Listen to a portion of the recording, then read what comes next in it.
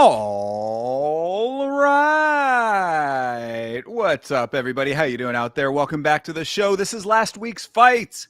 My name is Thinker St. James, and tonight we are going over each and every fight from UFC Fight Night Tsarukyan versus Hooker, taking a very quick look at UFC 233? 33. 223. 23. Jesus, wow, that close. Yeah, you're in the Number. future, guys. We got a while to catch up with Thinker here. Time traveling, of course. Yes. Well, and to do all of that with me, as always, the man who's going to keep me on track there, the Ohio player, Mr. Chase Parton. How are you, sir?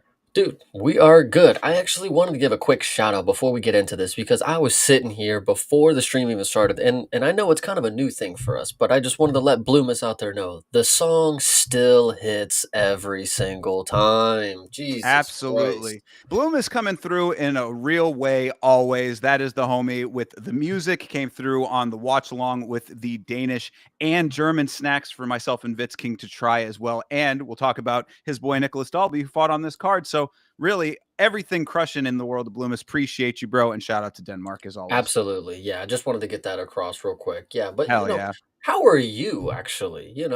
Me, nice. No one ever asks around here. No, I'm good, man. Yeah, everything's going great. I had a really nice time with this card. I thought that this one was above expectations in a lot of ways. I think this was kind of a sleepier one on paper, but I think it delivered in a real way. And other than that, chilling. I guess we should say that the long teased review of Warrior that I had been editing after we did our live review of the movie is now out. So if you are hanging out with us for this episode of the show after this, go right over and you can watch Warrior and enjoy the very long and in-depth review that we did of that fine film.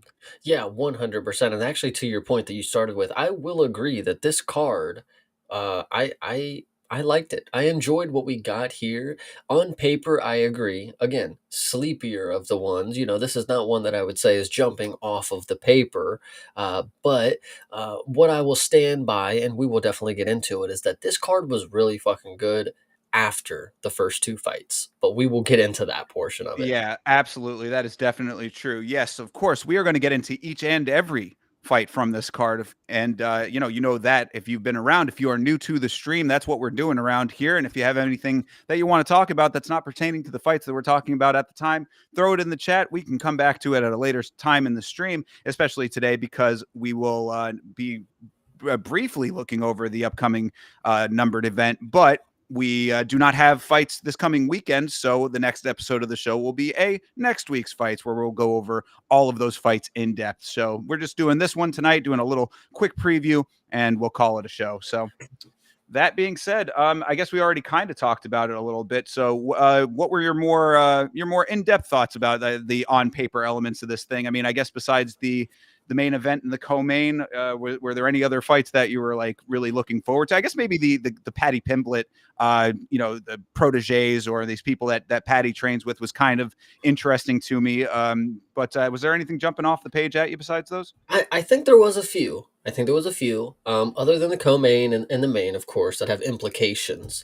Jack Hermanson and Miktebek Orbai, right off the bat, there was just too many things surrounding it that made it not a spectacle of a matchup. So I'm excited to talk about that one, of course. And then we had Big Waldo. I think these are two things that we will get to. These are just a little foreshadow moments of people that I have a lot to say about. So there you go. Absolutely. Yeah. So, I mean, you make a good point with both of those, and it's good that we talked about them ahead of time. You kind of gave me a good understanding of the lay of the land, at least with the Hermanson and Orlabai fight. Waldo, I believe, came much later, and we'll talk about that when we talk about that fight. So, yeah, a couple interesting things from this card. Of course, I do believe that this, I think, is the first time that they'd ever been to Qatar. I want to say, I think that they were saying it's history making that they were in Qatar. Qatari audience, I would say, was kind of in line with what we've seen from the region. Not overly expressive, in the crowd. I guess is what I'm trying to say. Maybe a little bit. Not very boisterous, I guess. There were some really choice moments where the crowd was into it, of course, and you could definitely tell that they were enjoying it. But the crowds that I'm talking about when it comes to like Brazil and France even has good crowds like that, and around the United States and stuff, they get real hype. What I will say about this crowd is like, yeah, I do agree. I think it was the first time they went to Qatar, and you could tell because the stars showed out, especially in the sport of mixed martial arts. We had a lot of people in the crowd that wanted to be a part of the first event in Qatar. Normally we see, our hand picked the people. You'll get a Diego Lopez over there. You'll get a whatever over here. But at this card, it definitely seemed like the people who knew what this could mean, like the UFC being very expansive to the world, like we showed up to Qatar for the first time, they realized that this was a big moment. So I thought that was pretty cool to see. Yeah, I did too. I did too. I did not particularly enjoy seeing Lazy Boy with his very big red lips, which I mean, I was talking on the watch along with Vitz King about that, and we were of the mindset that he was wearing some kind of lipstick. I mean, like unless that dude just has the reddest lips on planet Earth naturally, that just seemed very strange. I there's definitely another crowd moment that I want to get to, but I think it's better to wait till we talk about the context of it. All So right, well, you know what? Then why don't we just get started talking about this card, and we'll get to it as we get to it. before we do that, we're gonna go Sure, ahead and shout out the chat really quick. I want to absolutely. give a special shout out to my boy Beeb, of course. We're sending some real support over there, man. I know everything's tough for you right now, and then of course KK and Michael. You guys are awesome as well. Appreciate Appreciate everybody you for being guys. here. Yes, absolutely appreciate you guys. Thank you very much as always, and much love to you, B. Appreciate that. Appreciate you checking in early on the Warrior review as Oh well. yeah, and Rick Allen's two dads. Forgot them. Really the underrepresented MVPs, if you really think about it. Oh, and TJF coming in. Appreciate you as well, brother. Good to see you. W W. Dubs Oh, indeed. Notorious. Yeah, let's Man, go. you Everybody know, showing out. yeah, for real, popping up left and right. Appreciate y'all. We will get to the co-main event in due time, but we're starting off this card with this Banger. electric, yes, just electrifying first fight of the evening. This was how do you say his last name? Was it Budlo? I think it was. He's a Polish guy, but I think I it's ain't Marek. gonna need to remember it, Yeah, dude. yeah, for real, right? Marek, I think it's Bujlo. Marek Bujlo versus Denzel Freeman was the first fight of the evening. One thing that I wanted to note before we got into the actual nuts and bolts of the fight was that Freeman's nickname is Luke Fox. I legitimately thought they had said Loot Box as his nickname, which I thought was pretty funny. But we all know that his nickname should actually be Carl Winslow. I don't know if you remember Family Matters, but that's what me and Vitz were going with. So, two things. One, Yes. if his nickname was Loot Box, it was full of all common and gray loot. I'm telling you, there was nothing, no rarity to the Bad item spin. there. Yeah. Yeah, Yeah. that one's horrible. Also, I remember saying, man, Will Smith's uncle is fucking ass in this fight, bro. Like, Yo, Jesus Christ. Like, Uncle oh, Phil.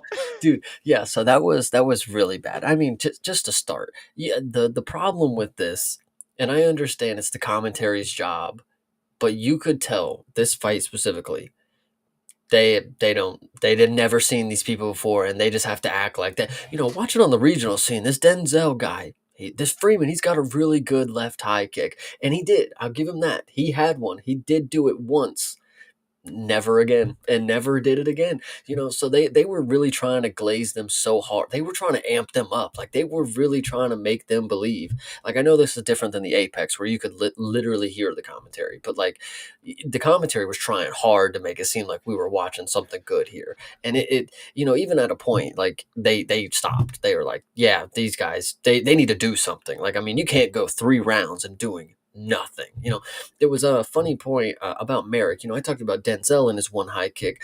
Merrick, or however you say this guy's name, he threw like an axe kick at one point, and like, it was like a good kick. I was like, holy shit, okay, he's gonna do some stuff now. And even the commentary bought in. They're like, okay, he's open, he's getting a little more confidence.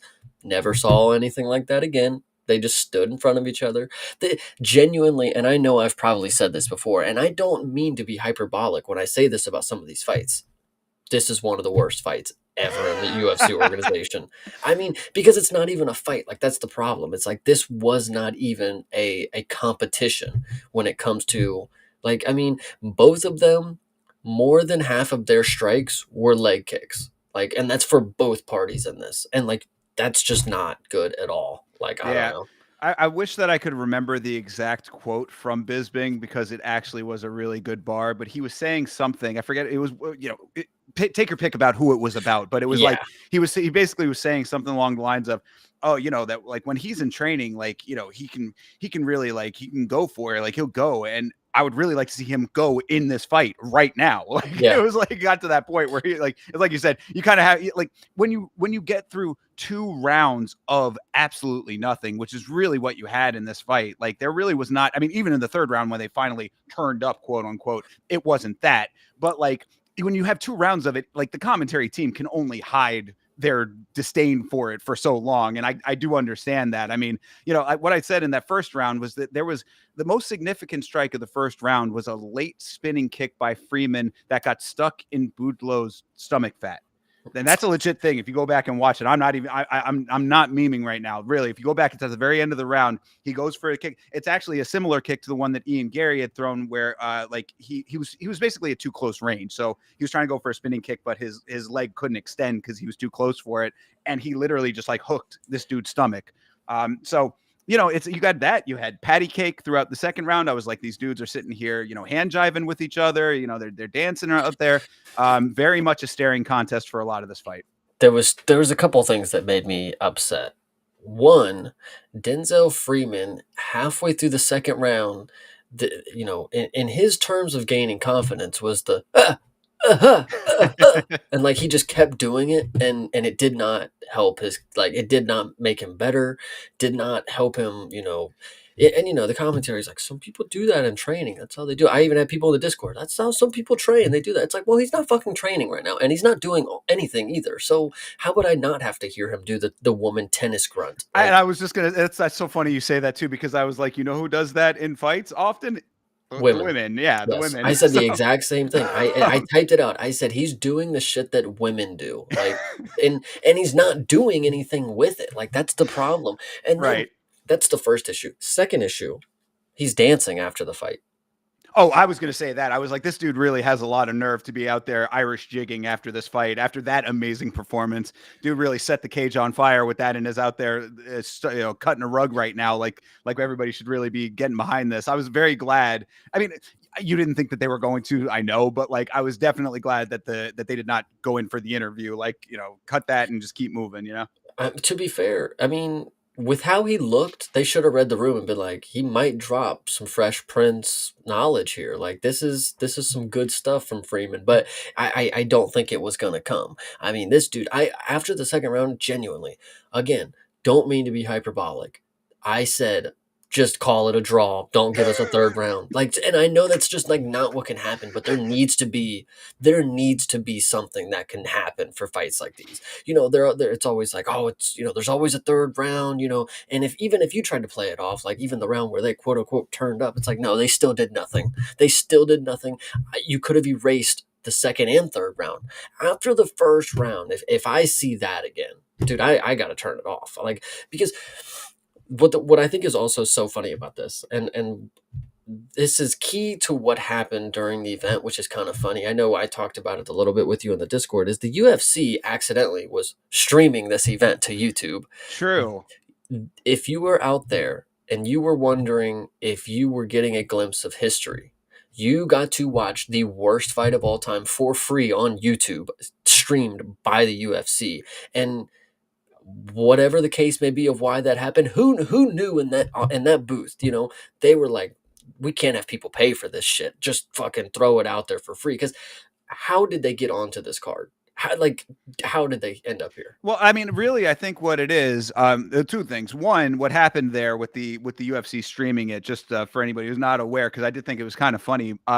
If you saw on the stream what the name was, it said CID on it. Hmm. They stream the events to YouTube in real time so that the content ID system can get the audio and video of it, so that if people are illegally streaming it or using clips and stuff, that it's ingested into the system and somebody just toggled the wrong switch or something like that. So that's just that. But I did think that was kind of funny. Fat fingers, even $7.7 billion corporations are run by people and they make mistakes. Uh, Not yeah. to interject No, before no, you go ahead. finish your Sure. thought, takes me back to the time where we were watching the UFC replays.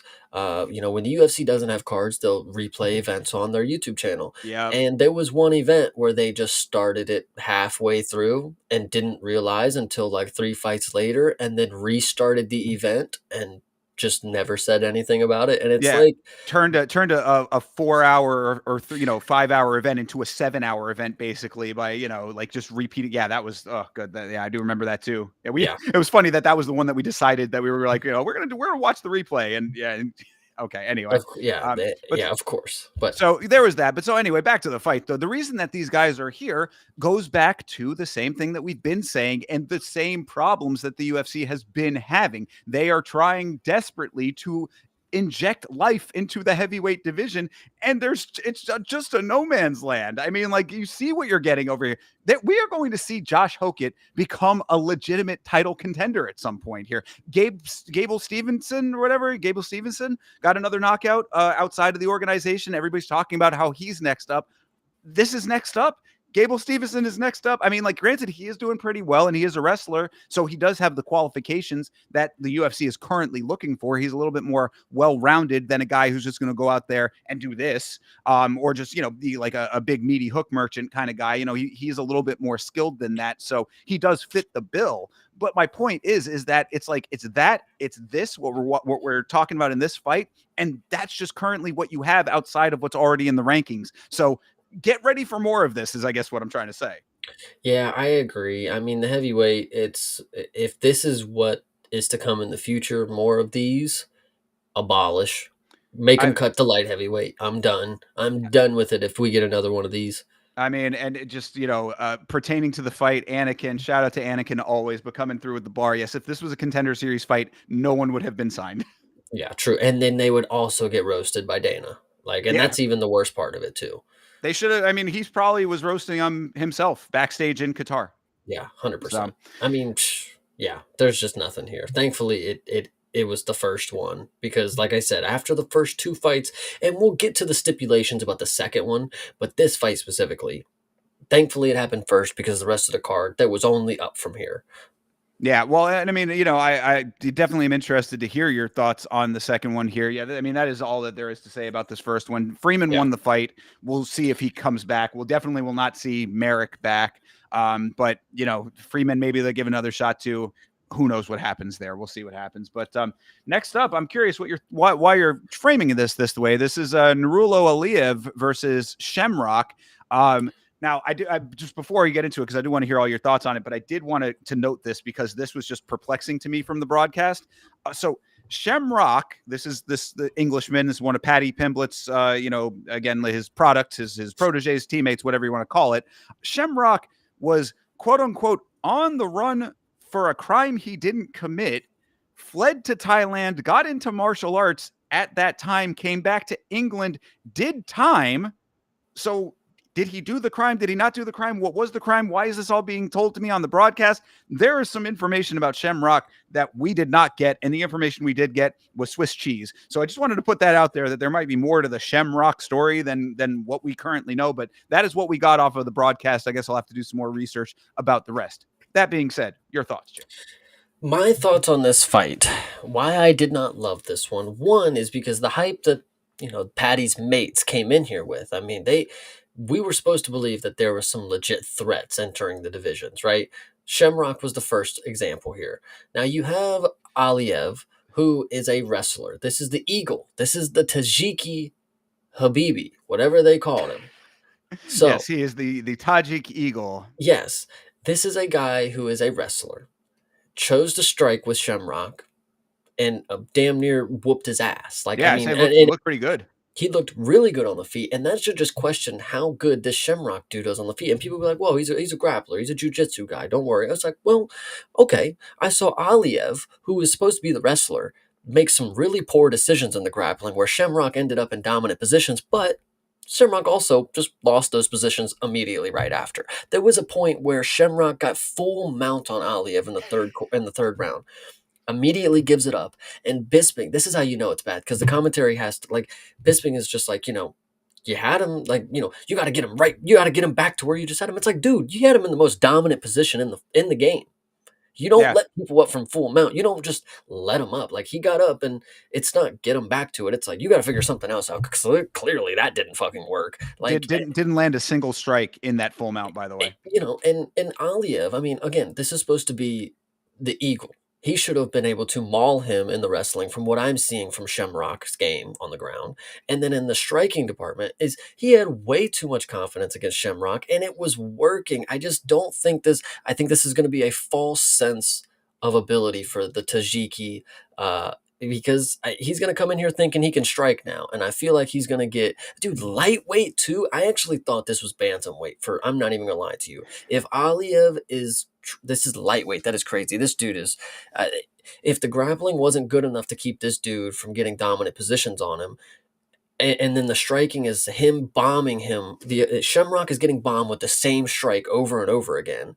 That's just not something that I think a quality UFC talent is like not gonna pick up on. Like genuinely, how are you not get like you've been rocked like 4 times? Get the hand up, dude. Start blocking something. And this is again not a striker. This is a wrestler who his best game plan didn't work on the dude that I don't think is very good. That's why I'm not really too high on this matchup because it's not a good gauge of what either of these dudes are going to do going forward. Is Shamrock going to be a dominant grappler because he had moments where he got good positions against Aliev? Probably not because he wasn't able to do anything with them or create some sort of momentum in his favor.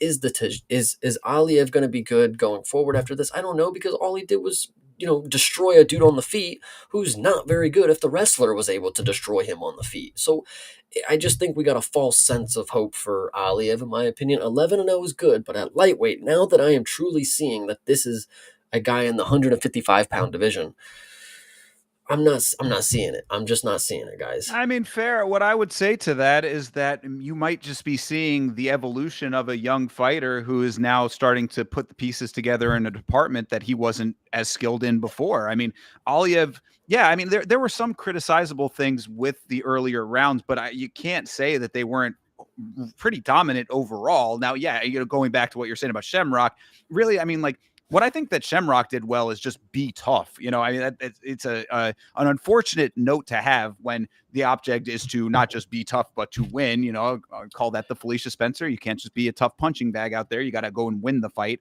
But I think that he definitely was able to take a lot of decent shots from Aliev, who had a pretty like a good pace to him and a good mixing up of what he was doing. I thought that the pressure into the strike, into the clinch, and then the strike, the pressure, like he really just kind of kept a rhythm about him until he started to gas out a little bit in the third, and that's when Shamrock had a little bit of success there. I mean, I think that that's what we saw. Cardio was there for Aliev in the first rounds, kept that brisk pace, started to slow a little bit down in the third, and that's where Shem had his success. So I mean, what I would think is that if you can, what it really comes down to is that if Aliev can repeat that, if he can have decent success. Now, like you said, lightweight is a terrible division to try to be doing that in with the type of strikers that are in that division, but young guy representing an entire country. He himself, the Tajiki representative, fills stadiums in his country, Chase. So, he's got a lot riding on his success outside of just him himself. So I think that maybe you're just seeing new skills that you didn't see before. I would love to be wrong. Again, lightweight is going to be tough, but one thing, you're talking about Shamrock being tough and taking shots. When the commentary pulls out the Scousers don't get knocked out, guys. Yeah, he's been Ugh. getting punched in the face like 17 times. Like I've literally seen him getting wobbled by the wrestler. Don't tell me the Scousers don't get knocked out. How about they don't play defense, dude? Like Right. what the frick?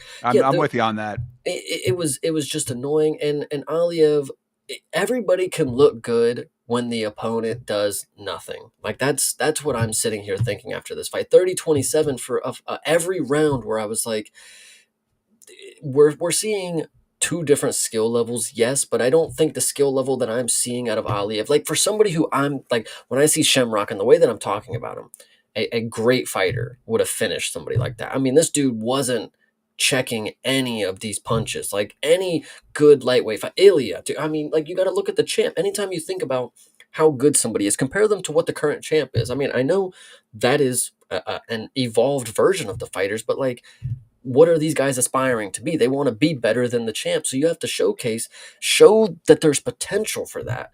And if Aliev is getting all these clean strikes off on Shamrock, I mean, I don't care how tough he is. He was hitting him right on the button, like every time.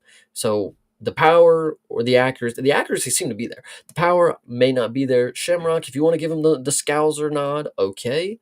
But Aliev, him walking forward and punching this dude, not real. I mean, 1 for 5 on takedowns. Like, this is supposed to be the eagle. Like, I don't know, guys. Like, just my Eh, opinion. I mean, fair enough. And again, it's hard to say based on where he is in his career. And not everybody who becomes great is going to show that level of greatness immediately. I mean, I he's agree. 3 fights in the UFC now. So I mean, he's won all of his fights, still undefeated.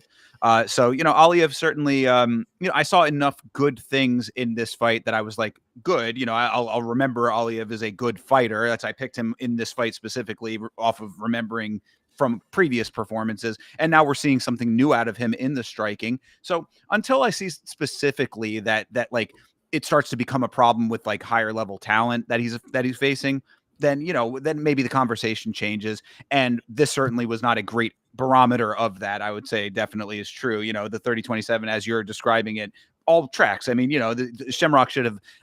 What I go back to with a fight like this is that where is the adjustments? You have Paddy Pimblett in your corner. He's cornering you literally. He's there with you. You have your team that has taken Paddy to the heights that he's gotten to. Where are the adjustments? Like, I mean, I guess you can say in the third he started to have a little bit more success when he was able to finally get him down. Immediately gets reversed. It's like not enough of an adjustment, maybe not early enough. I don't know. Either way, the navigation of this fight was poor on Shem's side. I think that he might have even been a little bit too confident in his toughness. You know what I mean? Like he takes a whole bunch of shots. You got to give him back too, brother. I think the most stressful thing about this one, and I just thought about it because I was looking at the stats. The one submission attempt from Aliev is he had a fully locked in ninja choke and just let it go. And I like when I saw that, I'm like, what the fuck are you doing, mate? Like, you had the opportunity to not to just to win, but like to at least make him think like something's coming. Like, you literally had everything tucked. You had the whole choke in there, and he just lets it go and just gets back to the striking. It's the one point where I thought it's over. Good. Finally, we're gonna do something and not just play around for 2 more rounds. But that one really stressed me out. I'm not gonna lie. Why didn't he want to finish that choke there? I don't know. I really don't know because there's only we saw in the main event what somebody has to do to get out of one of these fucking chokes like this. So Shamrock probably wasn't going to, but the fact Aliev just lackadaisically let it go because we got another round. I'm winning. I'll just win.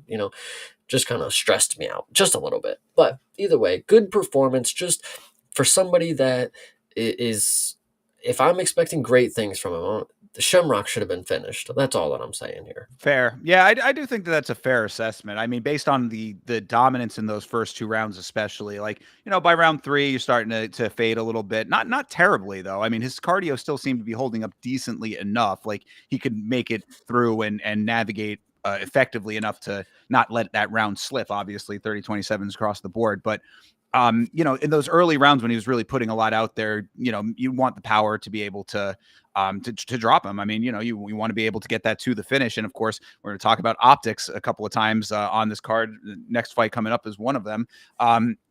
Sometimes when you're in these fights that are not being finished, the optics can come back to bite you. Didn't come back to bite Aliyev here, but certainly could in other circumstances. And as he goes forward against different opponents, it's definitely going to be something to be concerned about.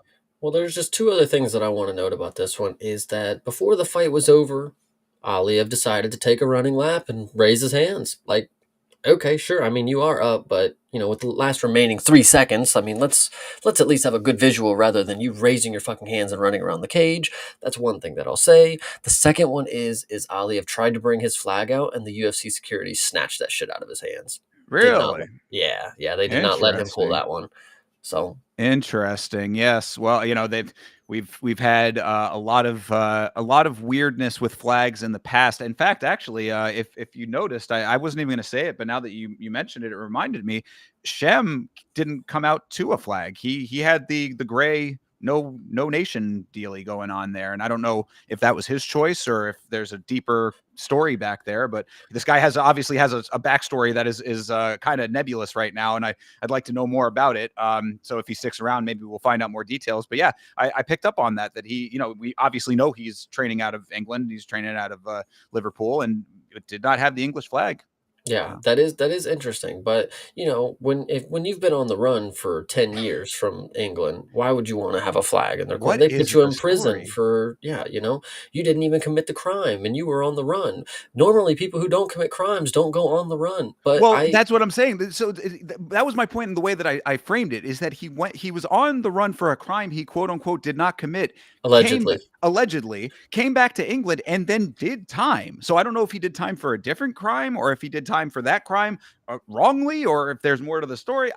I have no idea what's going on with all of that, but it certainly sounded like a movie plot, you know? It genuinely does sound like he showed back up to England and they had the wanted posters with his face on it still. Because how do you come back and they're like, it must have been some heinous crime if they're like, we need him to fucking go to jail, bro. Like, I don't care if he did 10 years away. No, no, no, no. He's going down. And then if it's like just some that dude that looks like him, like, isn't that weird? Like, where are the lawyers in England? This is what I'm questioning. Who was not able to get Shamrock a case here? Because if he didn't do where this is That's just there are so many questions is what I'm trying to say with this. Like the way that they were describing it, they gave us just enough information to confuse the hell out of me. hmm hmm So we'll find out, I guess, if he sticks around.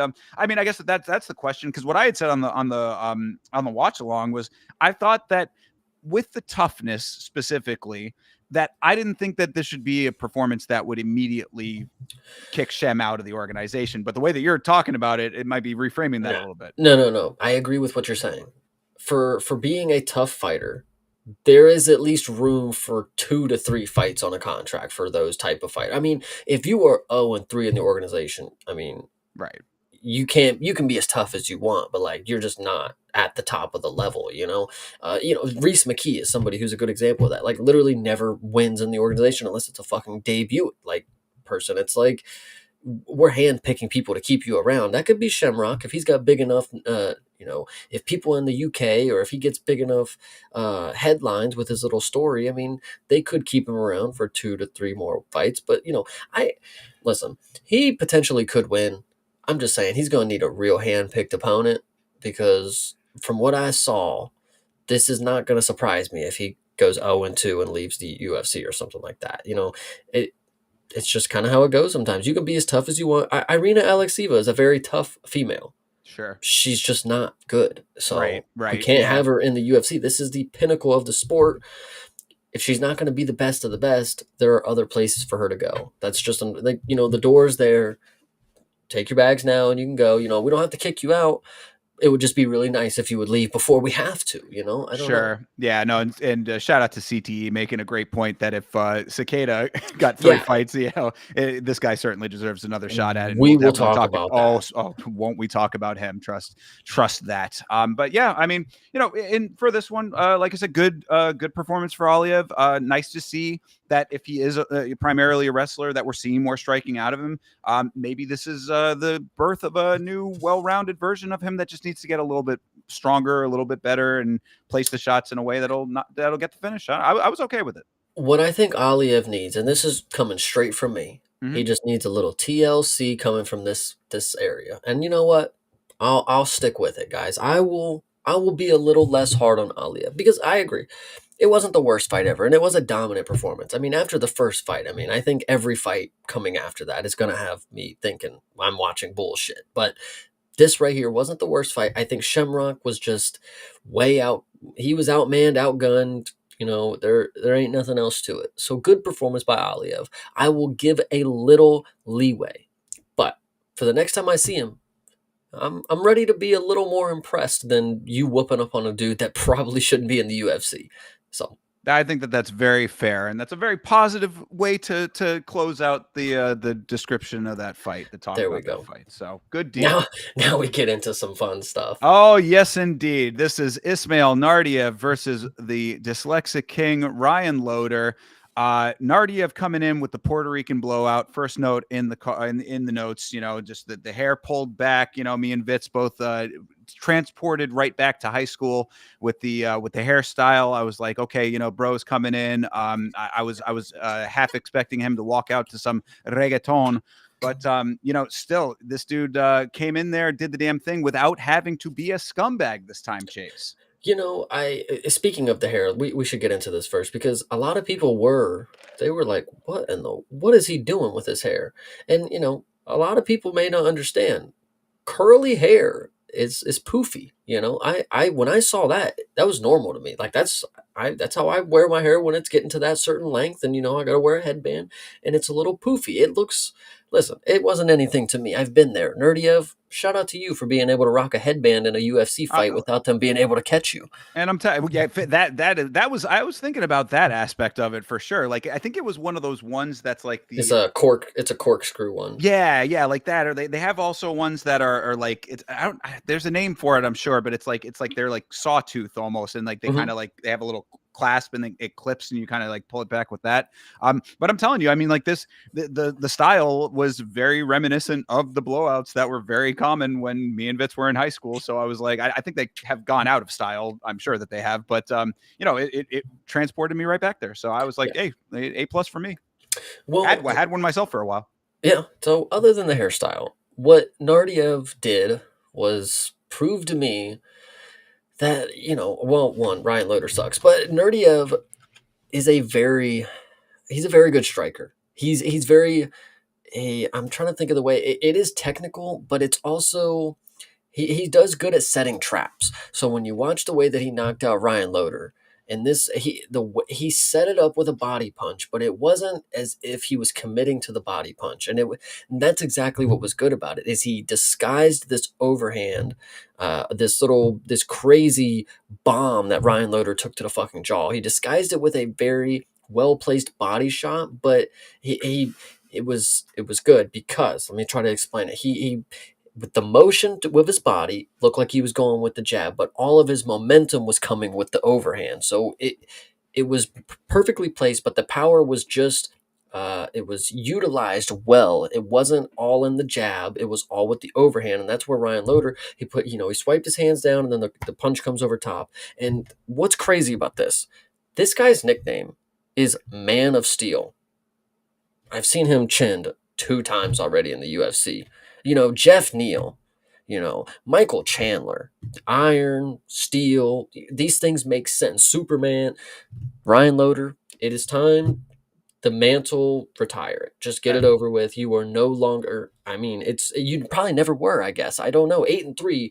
We can't really be throwing out names like this. We got to be calling them something a little more feeble until we realize they can take a lot of damage. Well, I mean, his chin is just not fit for this business based on what we've seen out of him at this point. Man, I hate to say it, he seems like a nice enough guy. Obviously, we talk about his dyslexia, but whatever the case may be there, nothing wrong with him as a person, but it's just, you can't be getting knocked out like this. I mean, like the note that I had was that Loader should just never strike, like immediately hit the blast double. And that's it. Just like, Yeah, we know that you're a wrestler, that you're a wrestler. I mean, like that was what got you into the organization. We saw it on the Ultimate Fighter. I mean, that's how you did that, was by wrestling, and pretty much just that. And anytime that we've ever seen this guy strike, it has been a disaster. And I mean, I'm really not trying to dogpile on him too badly, but these are the facts here. I mean, this is certainly a good proof of it. And the way that you're talking about the setup of it, I mean, granted, it was nicely put together by Nardiev, so like that should be where the credit is placed. But really also, the fact is that this dude, like, his hands were so low at the time based on him doing that swipe. He, at one point in this fight, I remember he actually grabbed Nardiev's glove, and Nardiev kind of had to like shake his hand off of it. I mean, like, bro, you're leaving your chin open widely when you're doing that. He could have come over top with the other hand and like got a free shot off of that. So like, it's just things like that that lead to what we ended up with this fight. And I mean, it just all is adding up to, bro, your striking is just, you're not a conscious enough striker, I guess is what I'm trying to say. I think what's also interesting to note is sometimes, this dude, when he's getting introduced, he was a little too lax. He was having a little too much fun. Like, bro, you just got knocked out in your last fight. You have yet to win in the organization. Put on a good performance. Fuck you out here having a good time with Bruce Buffer. Like, come on. Like, I know everybody has their moment.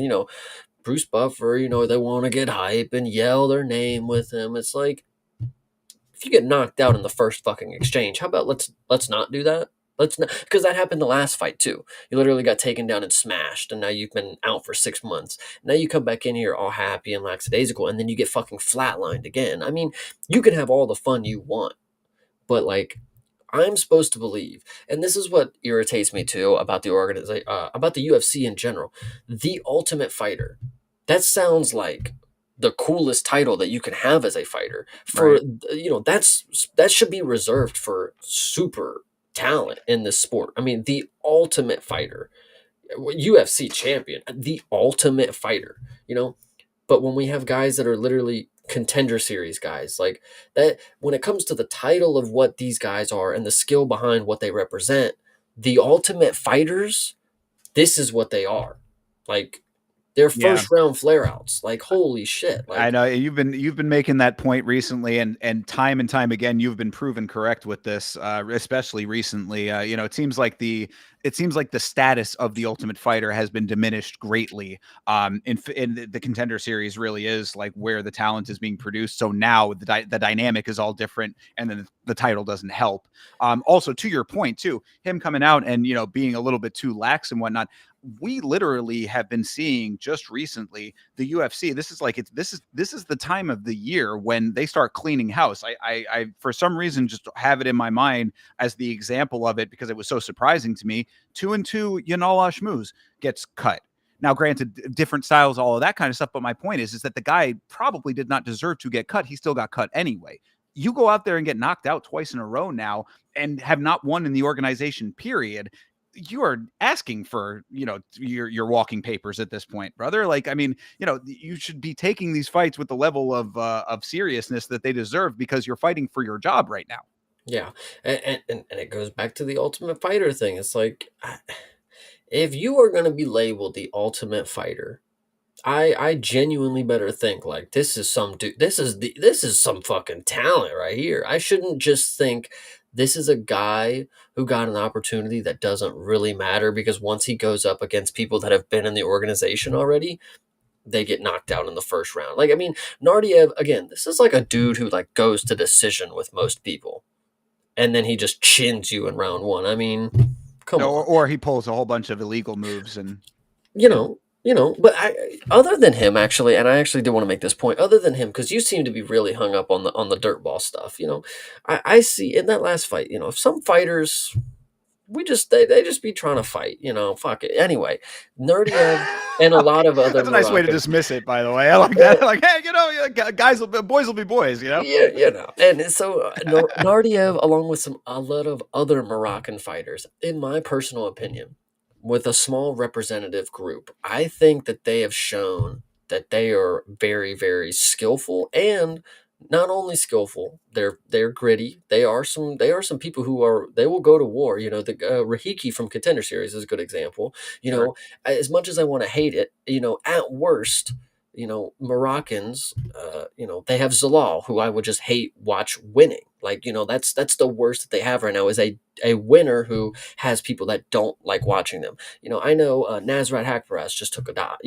I know, unfortunate for that, but He's fine. Like, he's a good ass fighter. Other than that, I mean, what can you do? You get sent to the shadow realm. If he would have been conscious in some way, he probably would have continued fighting. I've seen a lot worse from that dude. So I would just like to point out that Morocco, for as small as they come, like, we're like 4 for 4 on them. Like, they are really fucking solid. Yeah, I think that that's a great assessment of it, honestly. And these countries that are less represented currently have a good representation that ends up perpetuating the sport even more in those countries. So keep an eye out on Morocco. I mean, there might be more talent coming based on what you already got, and that's how the sport grows. That's why whenever anybody, a little small side note, but why anybody when they get on India, and I know that there's a lot of other reasons why that's the case, but when they get on the Indian fighters, what I'm always saying is that, like, yeah, you might not have the absolute top pinnacle of the sport just yet in the crop that you have currently, but these are the pioneers for that country that end up making it so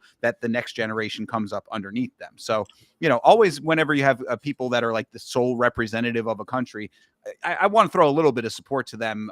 Not in this case, of course, but you know what I'm talking about. Anytime that underrepresented countries are being represented, I think that it's for the betterment of the sport in the big picture.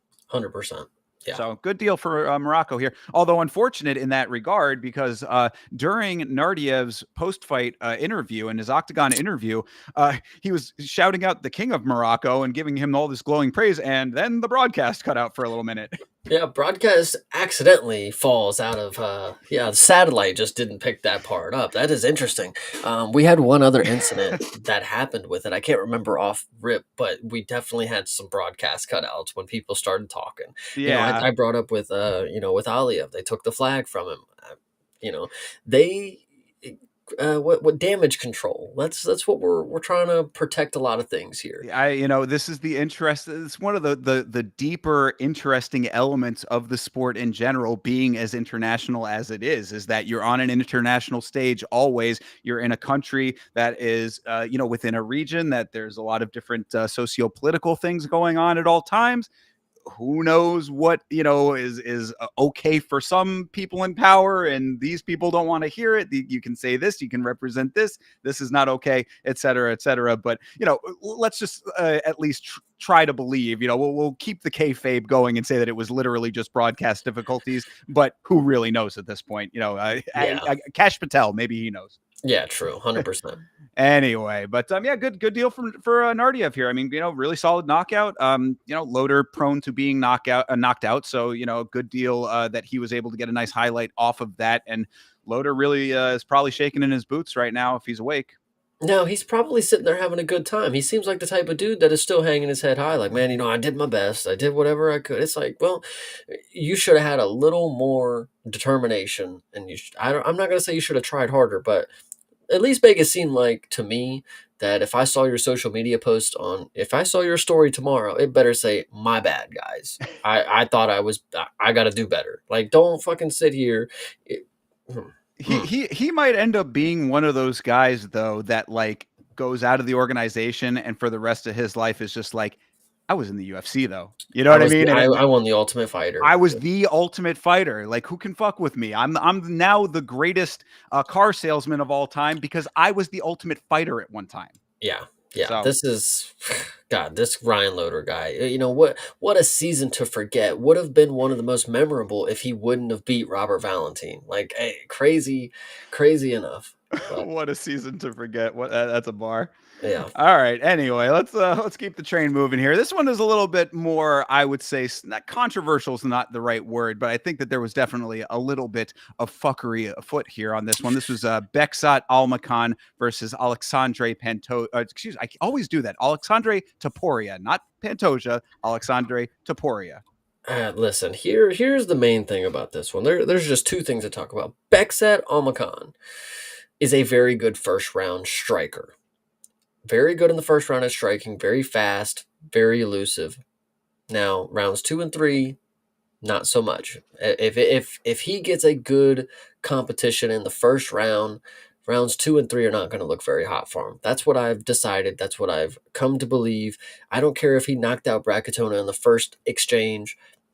Listen, the last 2 and 3 rounds that I saw from him, he was doing not very good things. And you know how bad he was doing is because Alexandre Topuria genuinely, genuinely has people batting for him that he's the better Taporia brother. They have people saying this is the better Taporia brother. It's almost as if we have Ilya, but if he was a coach. Like they're blowing this so out of proportion that Taporia is going to be just as good as his brother. Mate, this dude is already fucking lost. He's 7-1. I know Becksat folded. I know he's a fraud. I get that now. I've never been too hot on him in the first place. All his best work done in the first round. We can see that now. It tracks. Alexandre Taporia, though, I do not want to hear any of this Ilya comparison talk because it's not even fucking close. Ilya would have took this dude's fucking head off. I don't care if it's bantamweight compared to lightweight at this point. It's like, dude, this is not Ilya. This is not fucking Ilya. That's all that I would just like to say. And I don't care how smart people want to think he is. It's not about being smart sometimes. Ilya goes in there and takes people from consciousness. That's not what this dude can do. What I said with Toporia's game, one is not it's not about volume.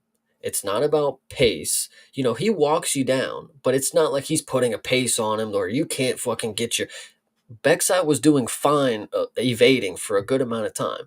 Topuria, his biggest flaw is he's going to give people too much time to actually figure out what they can do to beat him. You're going to give Bexa did bad in the first, or he did decent in the first round, bad the last 2 and 3. You still gave him 15 minutes to beat you. Like at any point, if you go, I know it's bantamweight, and we don't have people that can just shut this dude's lights out, but like eventually you're going to find out that 15 minutes is too long to give one of these fighters because they're gonna figure it out quick and they're gonna finish you. And it's gonna be a late one. I think is what I'm going for. The first time we see Topuria it's gonna be a late finish from somebody who finally gets it together and they know they can put him. I don't know. It's just Ilya will unalive people, and that's just not what I'm seeing from Well, Topuria no, here. yeah, I mean, and I think that that was a good catch because you're spitting super facts right now, but you know about Taporia in general. But you're saying like they're like we don't have people at bantamweight who can catch him. We do, we definitely do. They're not yet, but I'm telling that this feeding of this type of fighter to him and the glaze that they are placing on this dude. Commentary was sucking this man off left and right, talking about this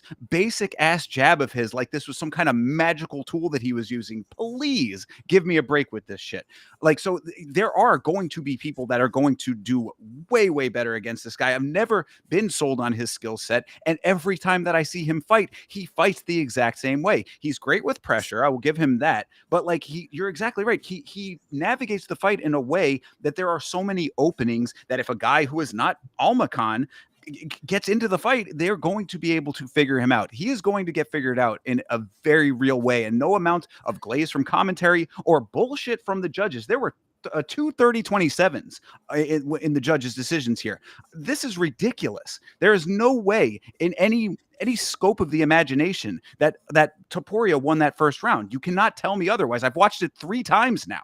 There's no way that he won that first round. The only thing that he did, he had a very nice toss. That's true. That toss was definitely cool. But to what end? No damage. Lost full mount off of it. Another time we saw full mount that got no damage from it. I was like, this stand up from Almacan was way more impressive than that toss in the first round.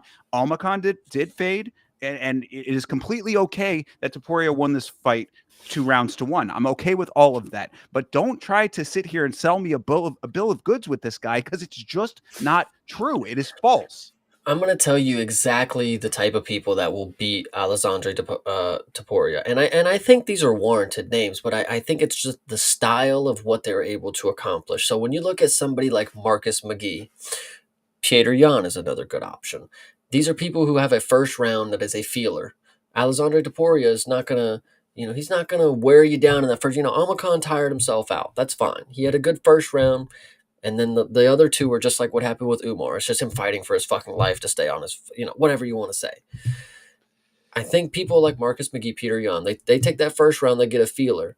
And then that second round, I mean, the tides will change for somebody like Topuria when we get people who are able to advance on him in the second and third round when he's not the one plodding forward with this, again, with the jab that you're talking about. I mean, this dude, he plot it's a plodding forward walk. Like, it's not like he's just, he's in the mix. Like, when you look at someone like Aaron Pico, he was actually, he's flowing in there. I know he got knocked out, but like, that's somebody who was genuinely doing good on his debut against Lerone Murphy.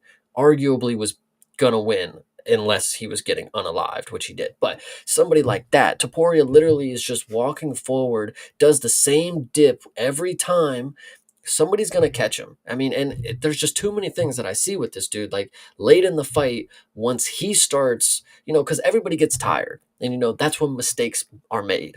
I think the mistakes that Taporia are going to make, we see them throughout the fight as it goes on. I mean, like I said, he dips. He doesn't throw many leg kicks, as you see. Almakan was chewing away. I saw the chat just a minute ago. If he wouldn't abandon the leg kicks, there's just too many things that could be done with Taporia, I think. And I'm not going to be the one to buy into the hype yet. I think Ilya is very fucking good. If you want to sit here and say Alexandre is the better brother, you have not been watching who the fuck Ilya Taporia is. I Nah, don't and I know. mean, and it goes right into the whole dynamic that there always is a bitter sibling. Come on, dude. The eye test shows you which the better sibling is, especially now, especially after seeing Alexandre fight a couple of times now. There is no rapid change that is going to happen with all of this that's going to magically make this a reality that they're trying to sell here. In fact, shout out to Justin Michael is super soft saying that it's nepotism. I have in the notes, last name privilege is real right now. This is exactly what this is. They're trying to create a dynamic and a storyline that is absolutely false surrounding this person, and it's just being inflated on all sides with the way that, like I said, I don't know how the judging factors into all of that, but I don't want to go into any kind of speculation on it being underhanded, but things like that. 30-27's there, the commentary going all over this guy, and then just these kinds of fights that he ends up getting matched up with. It is all a narrative that is going to implode upon itself. One And thing also, sorry, last one is just CTE making a very good point as well. Anybody Bautista level can beat Taporia. I think that tracks entirely. I one thing I truly hate, and it's because, listen, certain fighters, they know how to fight. Coaches know how to coach. I know some coaches are bad, some fighters are bad. But I have a problem when fighters go to the extent that they need to be in the corner for these people. Alexandre Taporia is going to regret having Guram Kutateladze as his fucking ringside coach. Like, I mean, I'm not even trying to be like that. I know you want to have your brother. I know you want to have your Georgian friends. There's coaches for a reason. There's fighters for a reason. Guram Kutateladze teaches you nothing. And from the way that we've seen people who train with Ilya, all that Ilya seems to do is show them how he does it and says, that's how you do it. You just do it just like that. Because every one of them that trains with him, they all try to mimic his style, and yet they cannot fucking do it. Because he's the only one that is actually shutting people out with these fucking performances at this point.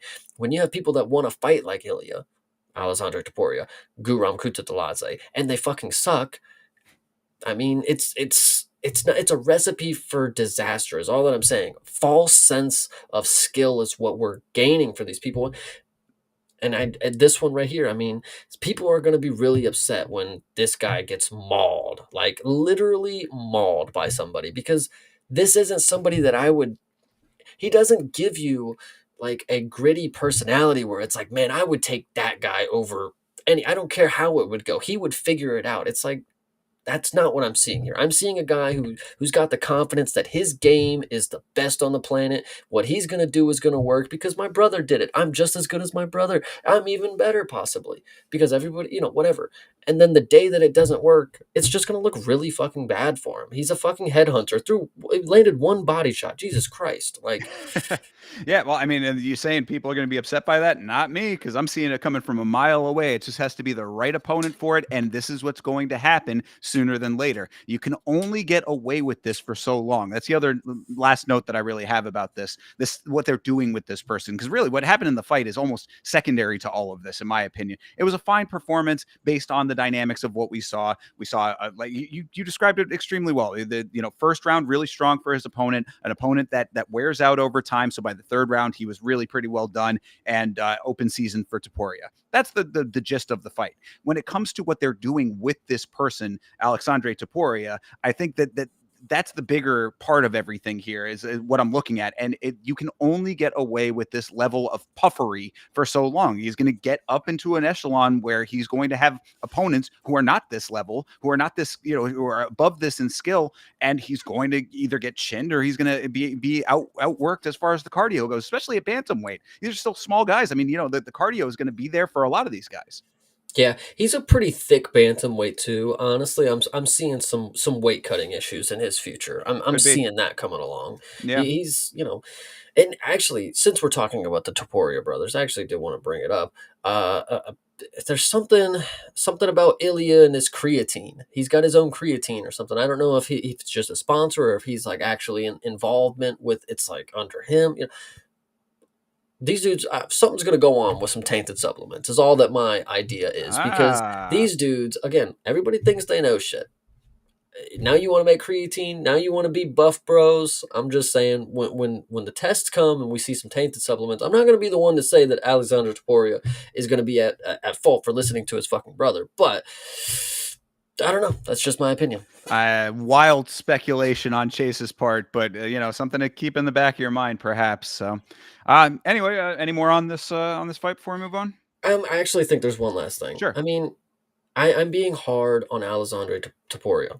And I am hard on this person that I'm going to compare it to because there is also somebody else who went, to a decision with Beksat who probably could have finished him after the first round, and that's Umar Nurmagomedov. So where do we rank someone like Umar if we think a performance like this from Alexandre is bad against Beksat? I mean, Umar barely did anything fucking different. So Yeah, but Umar's and got dropped in the first round. fair. I mean, I would say that the difference with Umar is that Umar is a rise to the occasion guy when it's all wrestle and grapple based. Like if you're going to go play that game with him, he will rise to the occasion with that. I mean, and the striking to an extent, but he'll usually try to stay on the outside and evade a lot of that.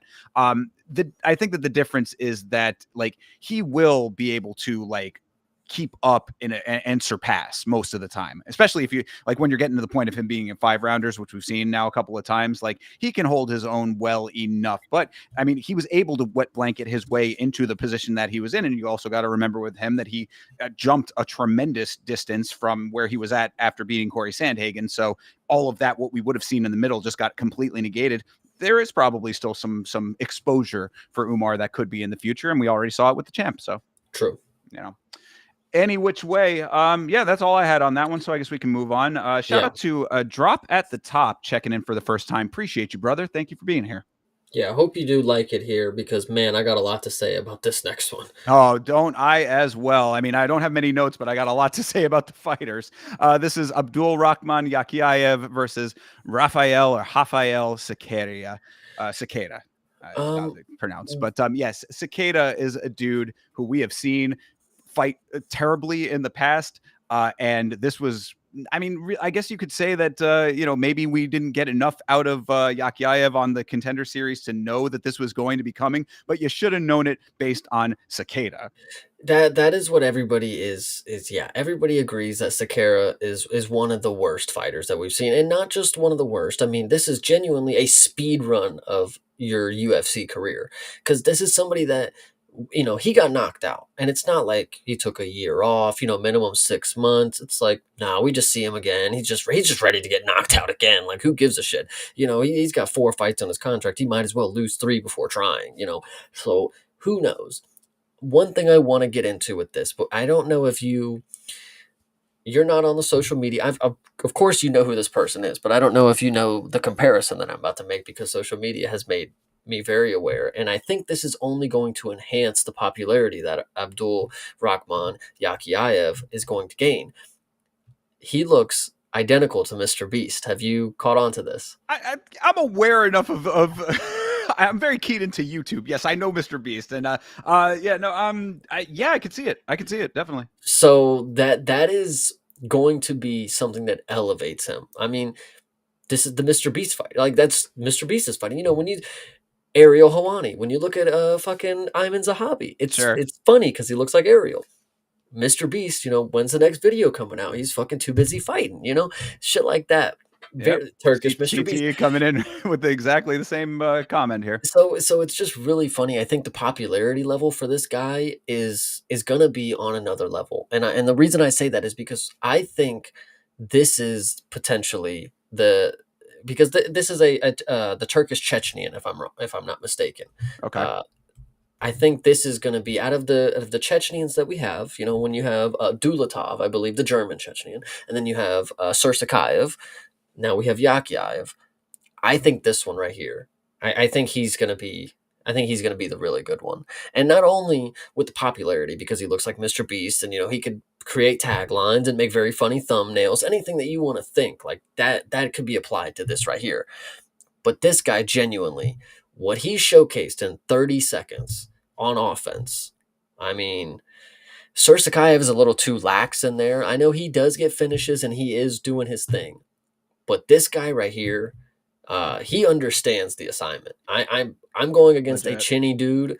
Just put the craziest 5 punch combination you've ever seen on him, and as soon as he hits the mat, jump on his back and choke him out. And you know, it'd be one thing if he went in there and he stood right in front of him for a second and then got something going. It's not just a 1-2 that sits somebody down. It's not just a check left that somebody sits. He walked in there, he threw a jab, a 1-2, a hook, popped him up with a jab and then a high kick right after, and then dropped him straight to, it's even funnier. You know how good of a striker you are because you can when somebody gets caught with a punch and then they smile at them, they're like, "Ah, you almost got me there," and then they get a kick right after, and then like in the midst of them having the moment of success, like because that should tell you how bad Sakara is as well. In the moment of success where he dodged 2 punches, the third and then a high kick comes right after. He's on his way to the mat. You could have any other fighter who he takes this moment to just fucking try to mount up and do some ground and pound, and now he's got the dude holding his fucking back. Any other situation you can think of, plenty of veterans do that. Plenty of UFC veterans, plenty of people who have been in the league too much. You wonder why. Back away. If you're not gonna finish him, just get up. Just make him stand up. We don't need that from Yakyayev because he actually has finishing ability when other than striking. An He jumps. instinct to do it. Yeah, exactly. It wasn't just I'm going to get his back, get my hooks in. No, I'm going to strangle this dude. Like Right. it, it's it's the instinct. That's what it comes down to. When you see certain fighters, you just feel the instinct that when the going gets tough, that they are fighters. Like this dude truly walked in here with the idea that I'm going to fuck this dude up, and I, this was one of the most impressive debuts. I'm genuinely like this dude right here because not no long talk. He's not a talker. He's just a be about it kind of guy. Like I don't know anything about him. I've never even heard him speak. I don't think. But a performance like that speaks 1,000 fucking words. Like, dude, I know Sakara's bad, but that's what you're supposed to do to bad fighters. You're supposed to make it look like you are fucking God. Like, and I believe it. That and really that does answer, like, that's a very fine counterpoint to what I was going to say, is that, I mean, you're talking about this against Cicada, who is a dude who never should fight in the UFC again. Get this man as far away from an octagon as humanly possible. He has been proven time and time again that he is not of the caliber of the UFC. But that is a very fine counterpoint that, yeah, this is exactly what you are supposed to do to that caliber of fighter. So does track. You are a minus 3,000. We beg for people to get finishes when they're minus whatever, and Right. they go to decision with these people, or it's a second round finish. You are a minus 3,000. He could have knocked him out with the head kick. He could have ground and pounded him. He almost knocked him out. As close as you can get to a knockout with a head kick is what it was. He literally took him off his fucking feet and then gets the submission. I mean, in my mind, he did both of the ways that he could have finished it in the first round. He was doing everything he needed to. And like I said again, this is not like he just walked in there with a 1-2. He got him with a check hook. No, he literally he had a combination that he knew could get him on the back foot and a head kick to cap it off. And that was supposed to be the end of it. Like that, he was supposed to walk in and walk out with that. But the instinct to jump on the back and get the choke is the next level to what this fighter could be. We have to see every other aspect of the game. We got to see what his wrestling's like, what his striking defense is like, what his back foot offense looks like, whatever you want to say.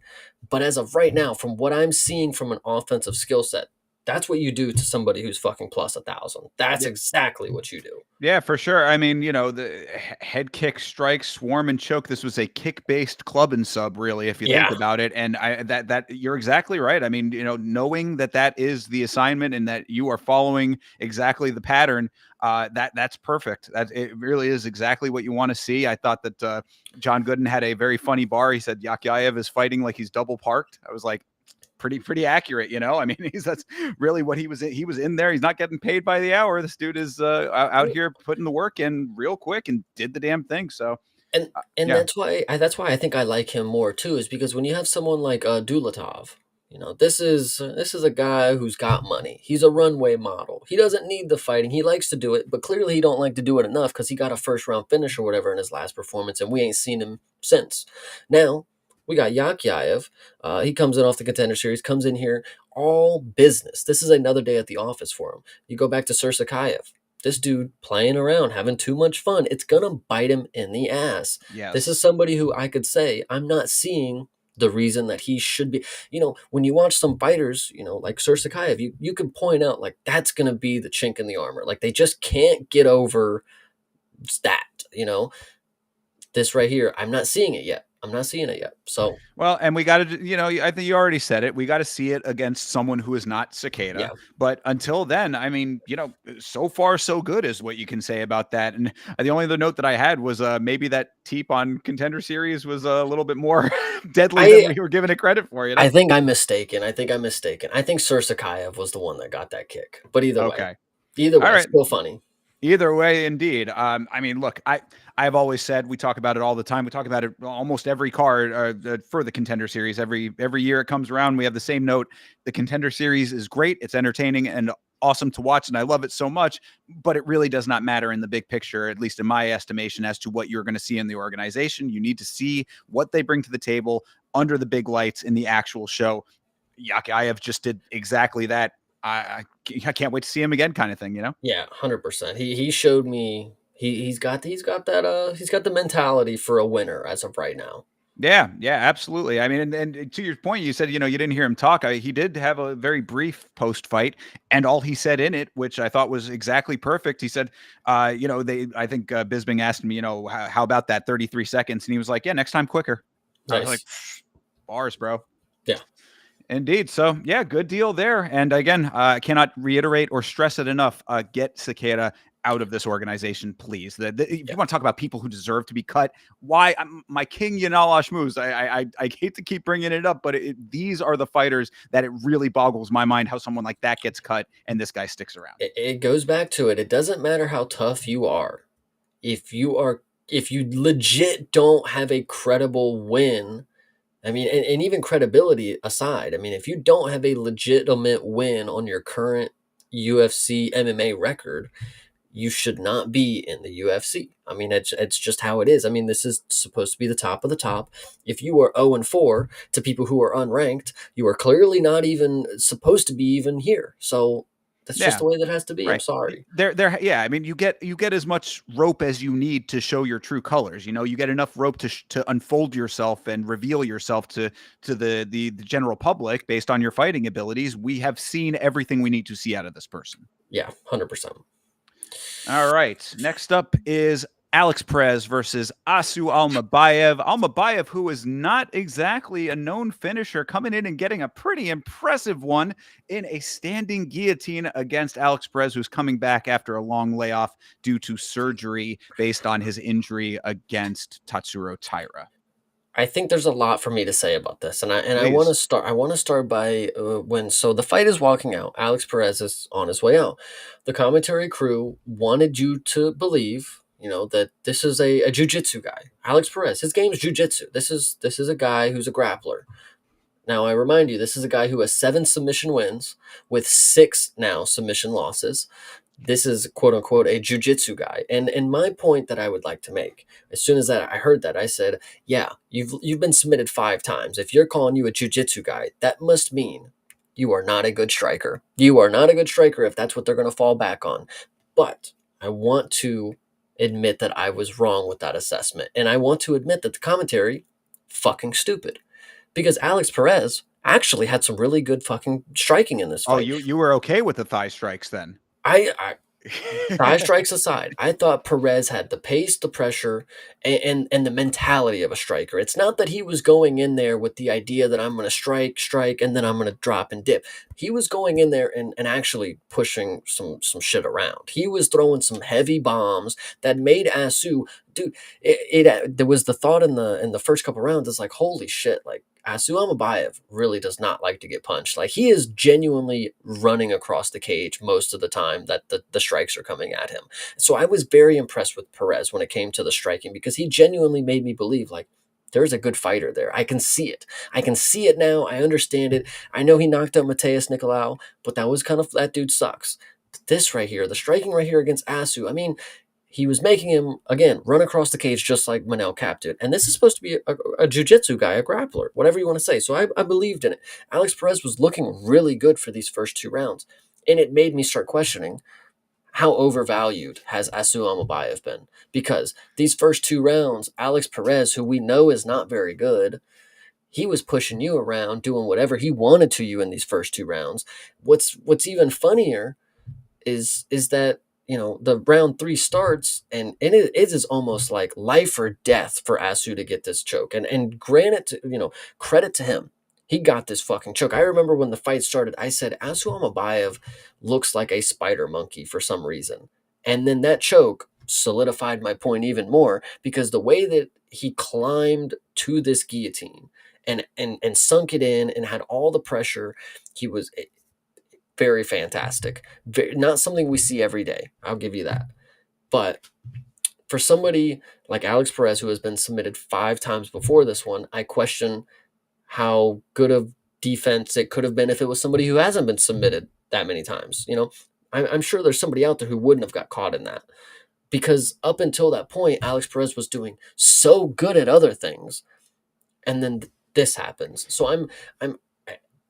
Go ahead. I'll I let was you. gonna say, let me jump in here because I this is another one where you're framing things in a way that I think is not correct when it comes to Asu Almabayev, and to say that he's been overvalued based on this skill set, it goes back to this divide that you and I have as to how fights are navigated. Because what I have in the notes is that Asu Almabayev was controlling the range and the movement very well early on, and if you recall, for Asu Almabayev, he has a style and a game plan that lends itself to that. The only time that he's really had trouble with his game plan was Manel Kopp. And why was that? Because Manel Kopp was fouling him like a complete asshole. Now, take that one out of the equation. What he does is he uses speed and movement to tire out his opponents, to get them off of their striking game so that he can get in for the clinching and then get his game plan off at close range. And like you said, Spider Monkey, he's all over his opponents once he has his hands on him. He just needs to work his way in. So I think you're absolutely right in the assessment that Perez is a better striker than people were giving him credit for, if that's what the assessment was. Like,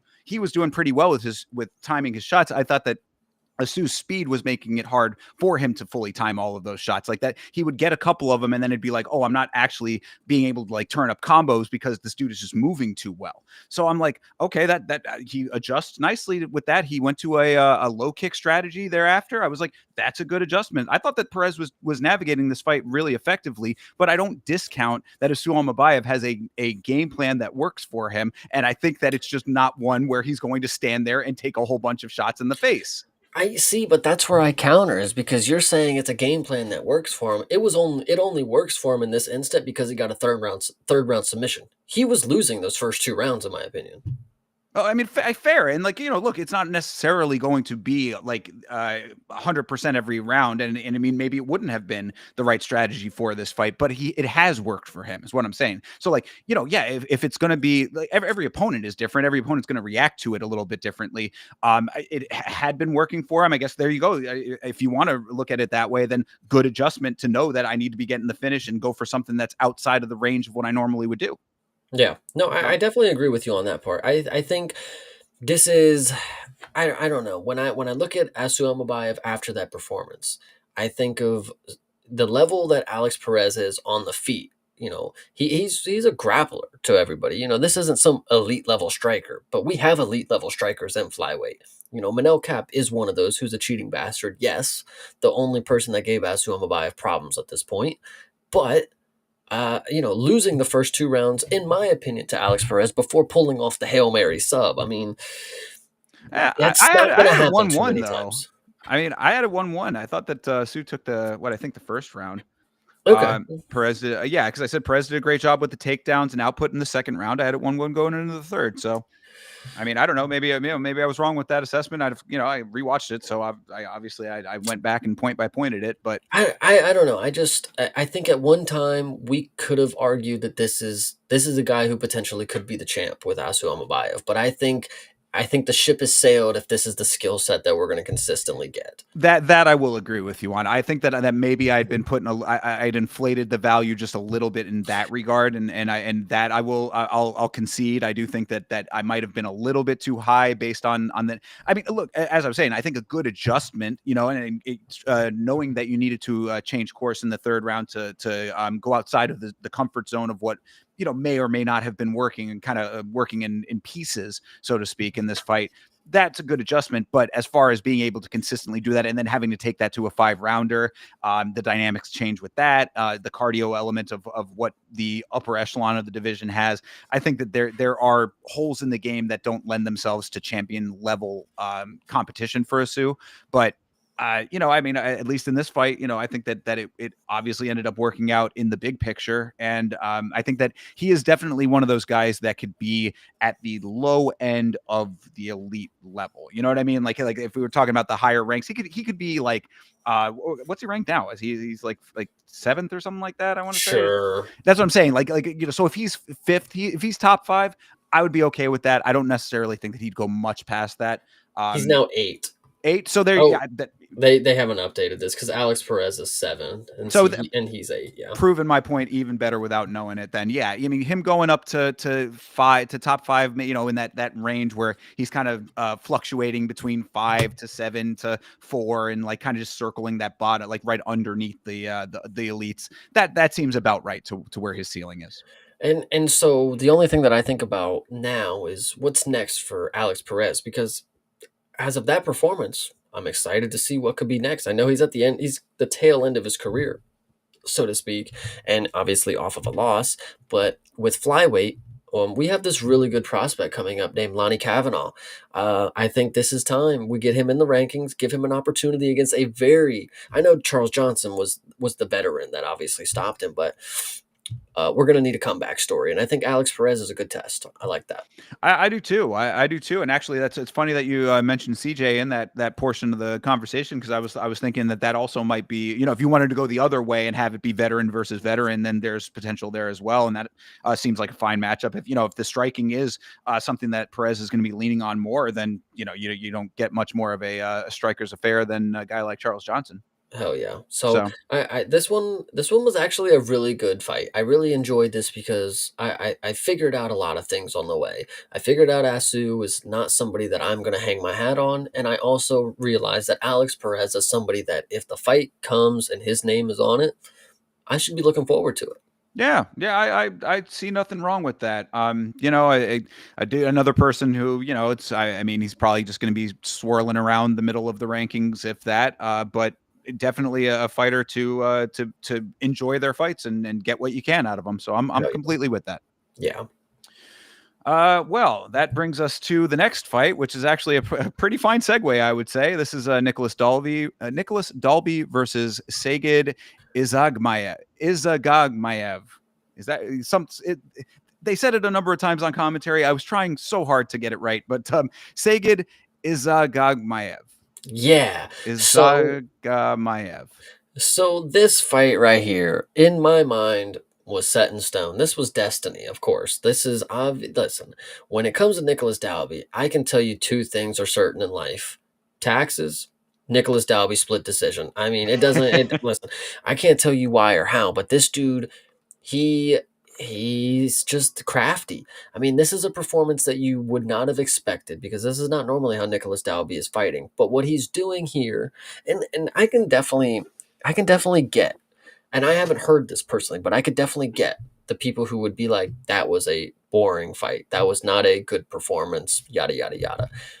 When you're Nicholas Dalby, you take what you can get in the sport. You're 40 something years old. You're not here to fucking build new, like, building fans. It's going to come as it comes now. You know, you're not here to be in the spotlight. You're not going to be rising the ranks as a hot prospect. Dunzo. We don't need that. We're not here to be having electrifying performances. You can do that. And I really appreciate that you from Dalby. But what I appreciate you more is that you take your profession serious. I mean, you're here to fucking win, dude. Like, I'm not here to get fucking knocked out or wrestled around in the first round, which he was not going to get wrestled around.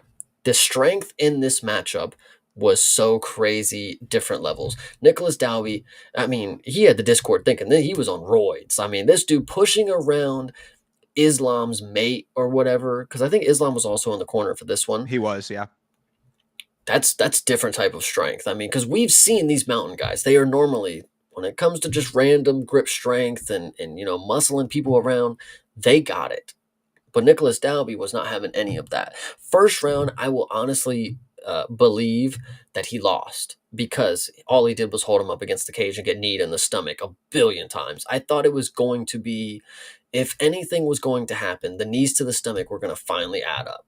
But when it comes to Nicholas Dalby and when it comes to what his cardio is, you could look at a pair of lungs, and if they were covered in gold, they would probably be inside of this dude's chest because Legit. golly, this dude does not 42 years old or whatever it is, at the peak of his physical, you know, he's just always in shape. He always shows up ready to go. He can go 3 rounds, 5 rounds, and you know, and people, I just, I don't get how people don't understand that this is not your average fighter. Like, people, they'll compare him to older fighters. They're like, he's old, and he's, look at Muslim Salikov. Look at him. Does he look like Nicholas Dalby? No, no. He It's literally, facts. Yeah, you know. you're cooking on that. So it's just crazy to me that people still don't see that Nicholas Dalby is a hard fight. Like, I, as you know, the people who go into the fights, if you don't watch tape, obviously you're out of fucking luck. But the people who do watch Nicholas Dalby and they are still not understanding how he has fans or why he is as good as he is and can compete with the people that he does, listen, he will get you a win no matter the circumstances. He has a skill set that is well rounded. He has heart that is, dude, he's just gritty. Like, he gets in there, and the fight that you may not want, he's going to take it to you. And that's exactly what's key about him, is like, that's what's, he's a hard fight because he'll make it gruesome for you in the places that you don't want to be the most. And, Right. and Dalby's just, dude, I'm telling you, this guy is really fucking good. Yeah, well, I mean, you said you haven't heard too many people saying that this was a boring fight. I hate to kind of be one of those people, but I think you make a lot of good points as to why that was the case. So I'm with that. You know, fan of Dolby. Obviously, I was shouting out Bloomis at the beginning of this thing. Bloomis is in the chat watching along with us, so you know we're all rooting for this dude to do it for Denmark, and doing it for Denmark was, you know, it made us all very happy there. That being said, I don't think that you can deny that this really was fighting with a very distinct game plan in order to get the win, you Yeah. know, because this dude was wall installing a lot of this fight. Now, I mean, granted, it did kind of come back the other way at times, but to your point about his strength, he reversed a lot of that as well. I mean, you know, what I would say on the other side, you know, we talked a whole lot about Dalby here. You know, gave a good rundown of everything on that side of things. On the Saget side of things, it looked like he was just really unsure of himself throughout a lot of this, and I would posit that a lot of that comes from probably not fighting a lot of people like Dalby and like people who are going to be able to have an answer for what you're bringing to the table. These guys, you know, especially from this region, they kind of take the takedown for granted. You know what I mean? Like, I think at least some of these dudes who have not had UFC experience, it's like, oh, I mean, I'm out here on the regional scene being able to just, you know, walk in and the guy's just on the ground already. You know what I mean? Mhm. It's like, you got a guy like Dalby, he stands his base in a way that you've not seen from any of these guys guys that you're going up against at the levels that you've been at, this is what you get out of that. He's reversing clinch exchanges a lot of the times. I mean, like, you can get him for a second, but he'll be able to take that back. That all being said, Dalby, what I would have liked to have seen, the only thing that would have made this like a win that I could be like, damn, Dalby, you really done did it, would be a little bit more activity when he's in those positions. I know, I understand, because you say, oh, you can't do that because that'll give the other guy the openings that he wants. I get that, but you got to a little bit, man. I mean, to an extent, you got to do something more than that, because for them to get broken up on the cage, when the referee had to step in and say, all right, enough is enough, and then it immediately goes back to that, and then it's just the same thing. Now, it didn't exactly happen here. There was a little bit more in between there, and when Dalby was at range, he was trying to go for the striking, so fair on that point of it. But like, you know what this fight was. This was 3 rounds of wall stall, pretty much, and with a definite reason, with an understandable reason. But it's got to be a little bit more. And I know that he's not trying to win fans. You made a good point with that too. I'm just saying, as a guy who is a fan already, give me a little bit more meat on the bone. What I want to say is the thing that I took away from this fight. And you talked about Sagid not being sure of himself. Maybe the confidence wasn't there, the lights too bright, whatever you want to say. There were moments where the only moments that he had success, really, is what I'll say. The only moments that he had success in this fight are blatant mistakes from Nicholas Dalby. Dalby ended Fair. up on the bottom because he tried to fucking trip him, and then he just tripped him back, and then we get a full mount from Sagid that he does nothing with, and Dalby gets back to his feet. I think there was another moment where Dalby like just randomly ended up on the bottom, and it's like, what are you fucking doing, dude? But then Sagid did nothing with it, and it's like the worst mistakes that Dalby could have made happened, and Sagid was unable to enact any. It's the same thing with Shamrock. You got him in full mount, bro. There's no getting him back to that. Like, you had him. Like, Right. you already fucked up. If you got to think about doing it again, cut your losses, figure something else out, because they're gonna be wise to it the second time around. And in this fight, Dalby had those moments where I was like, oh shit, he really just fucking put himself right into the danger zone. But in typical plot armor fashion, Nicholas Dalby don't have a fucking problem putting himself in bad situations. I just genuinely do like watching this dude fight. He does, and we can agree this was not a fireworks performance, but this is a performance that when I look back and I think of the times that I've put money down on fighters, the people who have stood the test and won me some fucking money, people like Nicholas Dalby. It's true. I mean, it is not a fireworks performance, but a performance that gets the job done by split decision. By split decision. Yep. Yep. Which is, hey, look, a win is a win is a win. And I really, I go back to that point that you made, about his age and him defying his age, and right now, like where he's at. He's actually one of those people that I think was part of the conversation, because I had mentioned this on the watch along, where I was saying, if now he's not in this part of the category, but if you are a fighter who has been consistently losing in the UFC, I personally believe that it's okay to go to another organization if you want to get your wins back and you just want to make a little extra cash at the end of your career. He defies that. And like, and doing these types of fights and fighting the way that he fights, like in a performance like this is how he is able to defy that. So Mhm. I think that it all tracks, and I'm completely okay with it, bro. Do whatever you can or want to do for as long as you can do it at this level, because you're really, he's the prototype of a guy who does defy his age. I mean, I have that clip from a while back, where I think it might have been the Fakradinov fight, where I was kind of, me and Vitz King were sort of memeing on his breathing patterns. Bro, we can make fun of it, and it was a nice little joke there. Keep fucking doing it. Yeah. Whatever is making those lungs as golden as you described them, Chase. Keep doing it. Just be you. Be the representative of Denmark that is sorely needed in this sport right now, because I believe he is the only man of Denmark, of Danish descent on the roster currently, and he is a damn fine representative of that country. Yes, I'll actually give a shout out to the other representative of Denmark who we had more recently, who's not here anymore. It was the Bosnian bomber, which technically he's Bosnian, but he did represent Denmark, and both there was a lot of crossover. Anyway, shout out to Nicholas Dow because you win in this fight. I mean, split decision is pretty fucking funny. I'm not gonna lie to you. The fact that one of the judges was like, we can't like give it to that guy, right? But a job is a job, a win is a win, and Nicholas Dalby put on a performance that once again Chase looks up to. Indeed, indeed. So shout out to our king of Denmark, king of the Danes over here, Mr. Dalby. Appreciate you as always. Hell yeah. All right, rounding out the prelims here, Bogdan Grod versus Luke Riley. Of course, this is Paddy Pimblett's second product here, second teammate, Mr. Riley. Before we get into the fight portion of things, though, what the fuck was Bogdan Grod's walkout? Did you see With that? him Yeah, holding his hand, like, yeah.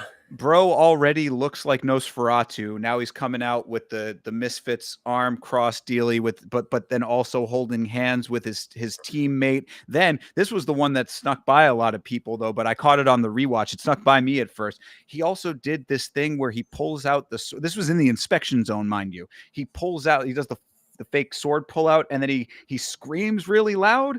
And I was like, bro, just stop. Just stop. You're doing too much right now, brother. You're doing too much. And I like the guy. I'm a decent fan of Bogdan Grod, but he was definitely putting too much energy into the walkout, and we know what happened in the fight itself. So that being said, Chase, what did you think of Luke Riley in his debut?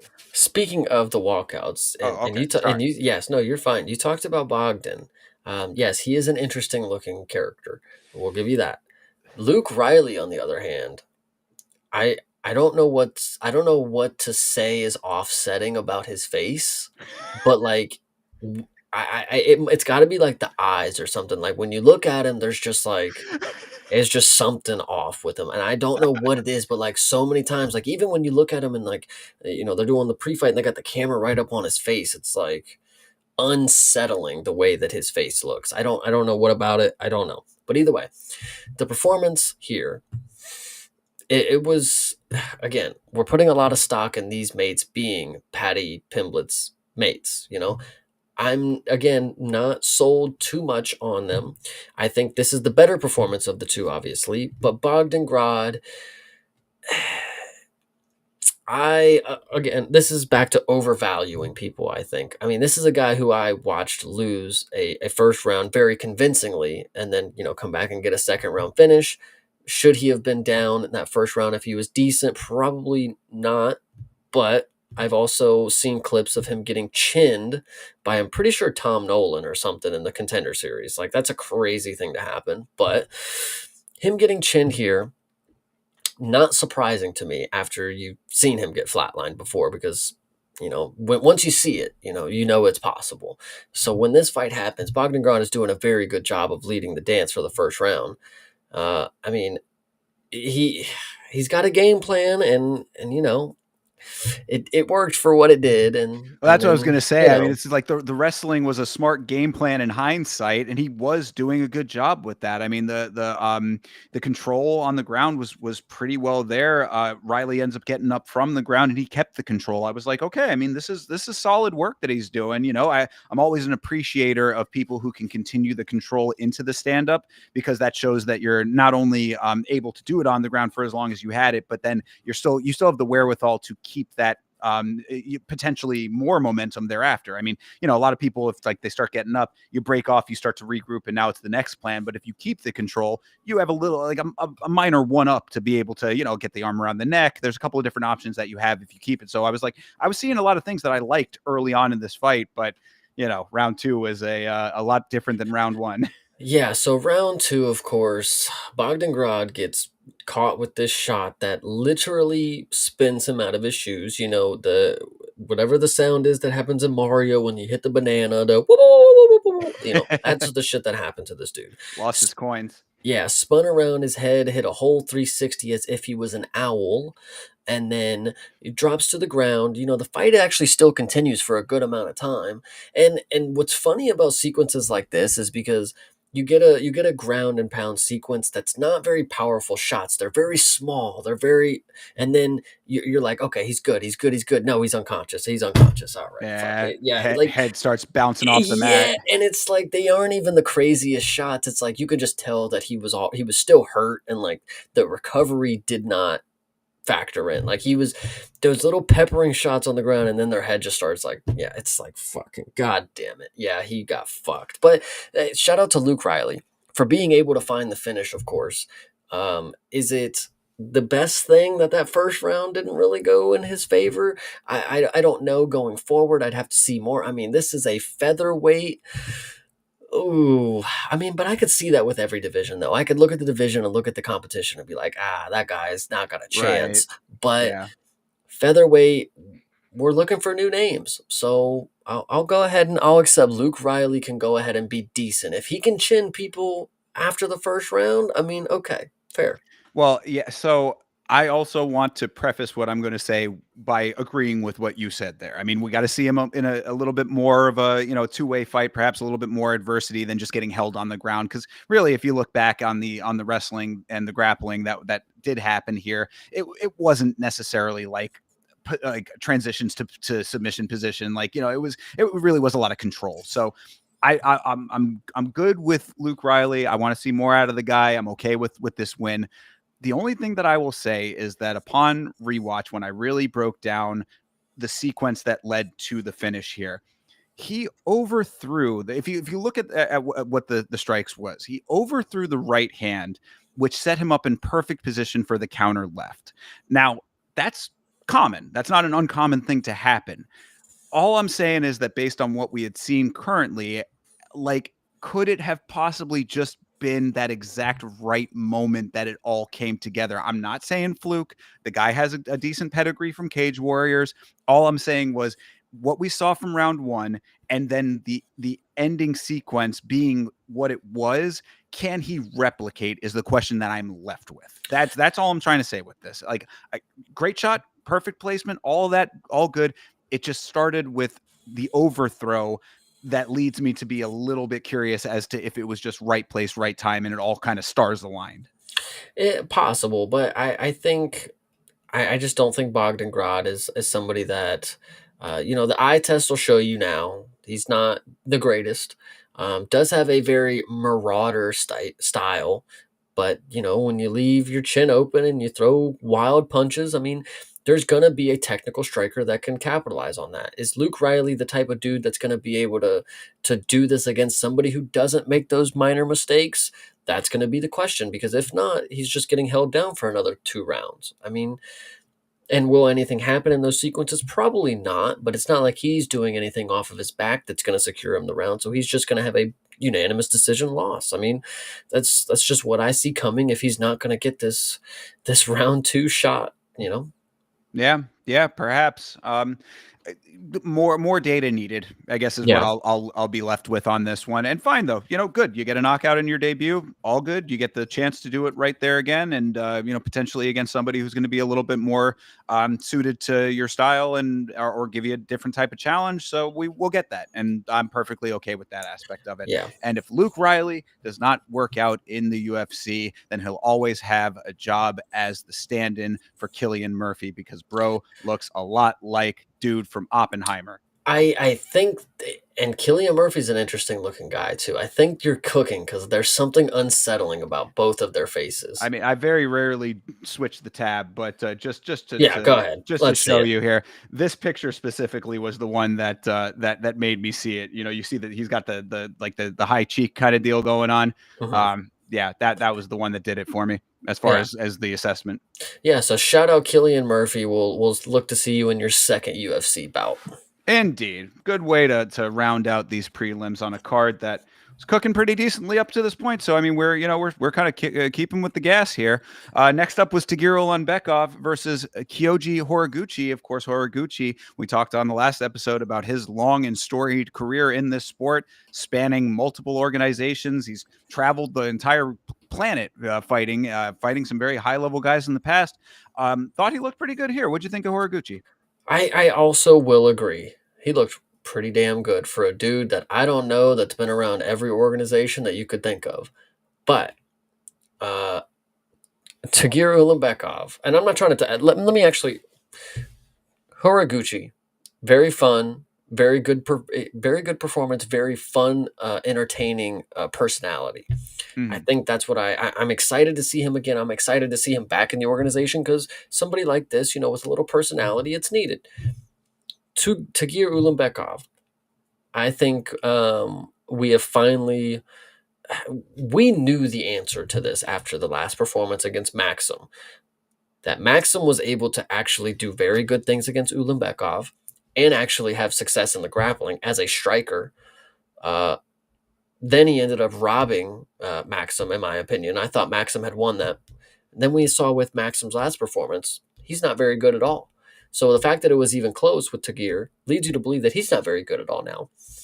I don't know what that says, but I know that he had a decent first round and for two more rounds did nothing and then eventually got choked out.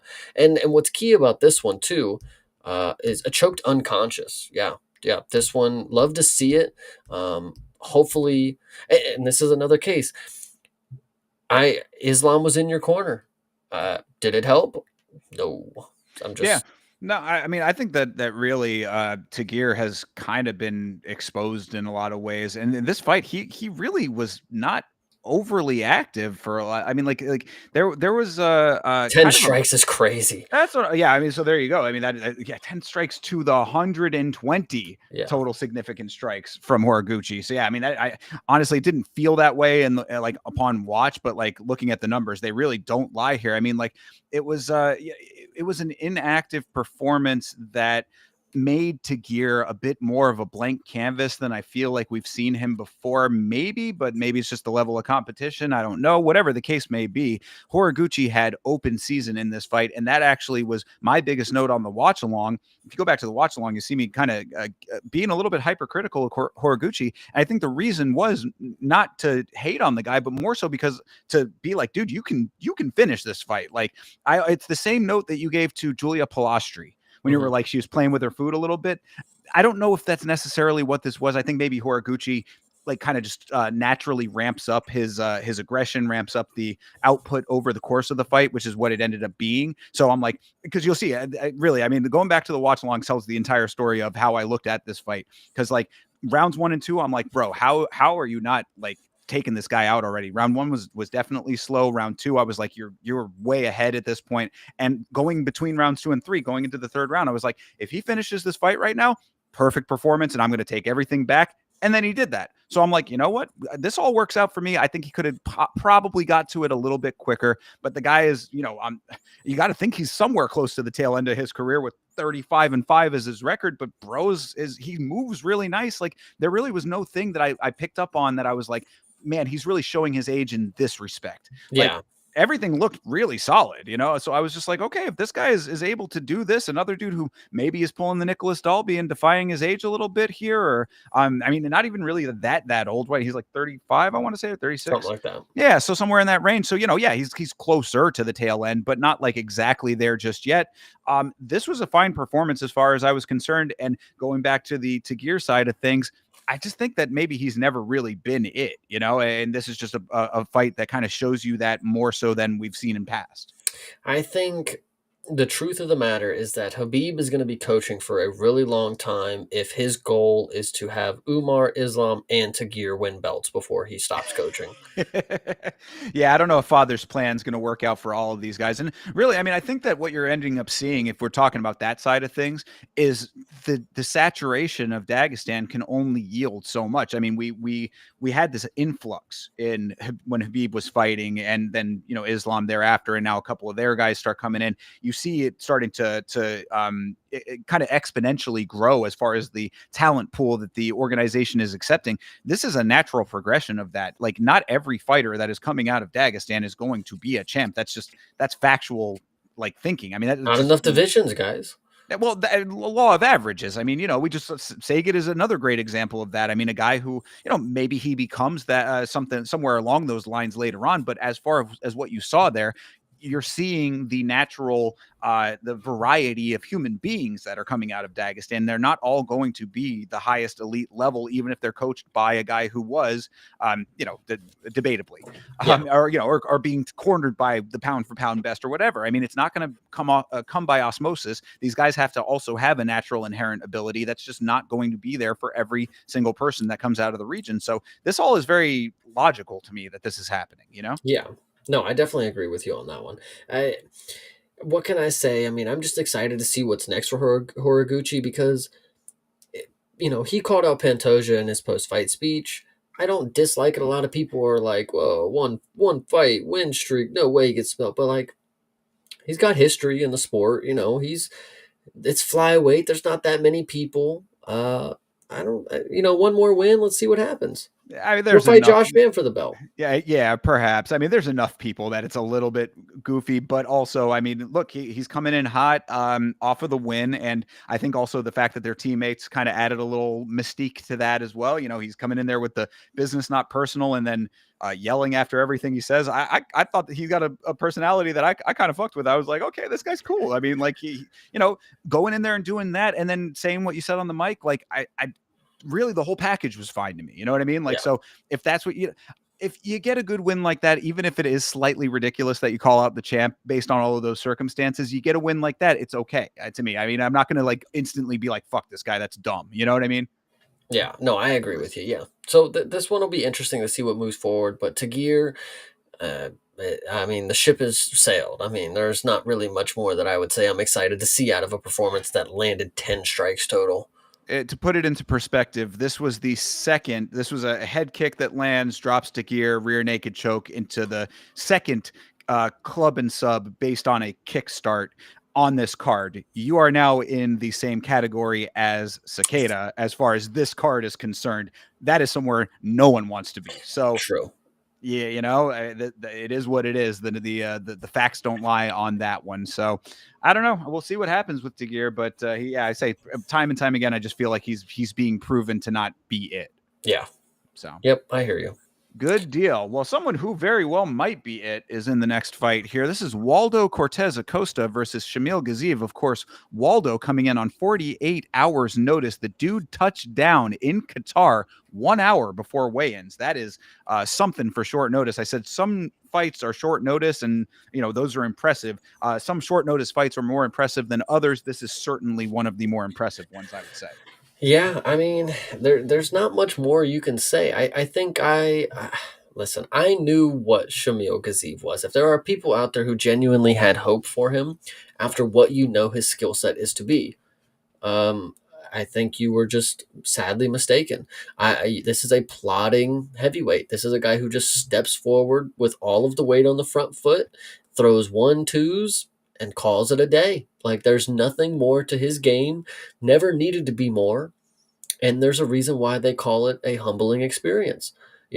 Waldo Cortez Acosta, he is not the best, but he is a crafty veteran at this point. He knows how to win fights. He will do exactly what Nicholas Dalby will do. He will make it boring to win fights if that is what he comes down to. You can ask Rebelis Despaigne. You can ask anybody who, Waldo was taken to decision. I think in the performance with Sergey Pavlovich, I think even myself would like to overlook that sometimes, but I think Waldo, for some reason, had a false sense of confidence in that fight. I think he's gained his confidence back. He's competing with the guys again. He's knocking people out now. I think he's riding a lot of momentum, and I think this was an easy call out for people who knew that Waldo does have a little bit of power behind him, and Shamil Gaziev is a fat slob who stands there and doesn't block his face. I mean, there really isn't too much more to it. So Fair. Yeah, I mean, look, Waldo gaining some confidence, it really comes with the finishes that he's been having recently. I mean, finisher Waldo is a problem for people that going to the Pavlovich fight. I think that he might have been respecting the power of the past of Pavlovich a little bit too much in that fight, even though we all knew that Pavlovich has changed significantly. yes, That right. I mean, in the broad scheme of things, it kind of is the right mindset to have. I mean, he's the one in there. Pavlovich still is who he is, regardless of the dynamics being different. You know what I'm saying? I mean, like, I think it's an understandable mindset for that. Waldo coming in with this level of confidence, especially against a guy like Fiziev, Gaziv, excuse me, against Gaziv, as you had said, I think this makes a lot more sense. And I think that Gaziv gave him a fight that really played right into his hands, because going through what happened in this fight just a little bit, pressure was on early from Shamil. I mean, he was the one advancing.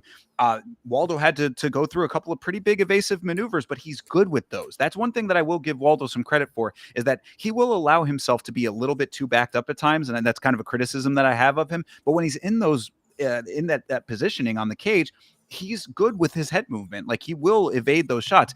It's a dangerous game. You're playing with fire when you're doing that, but somehow Waldo is able to navigate that.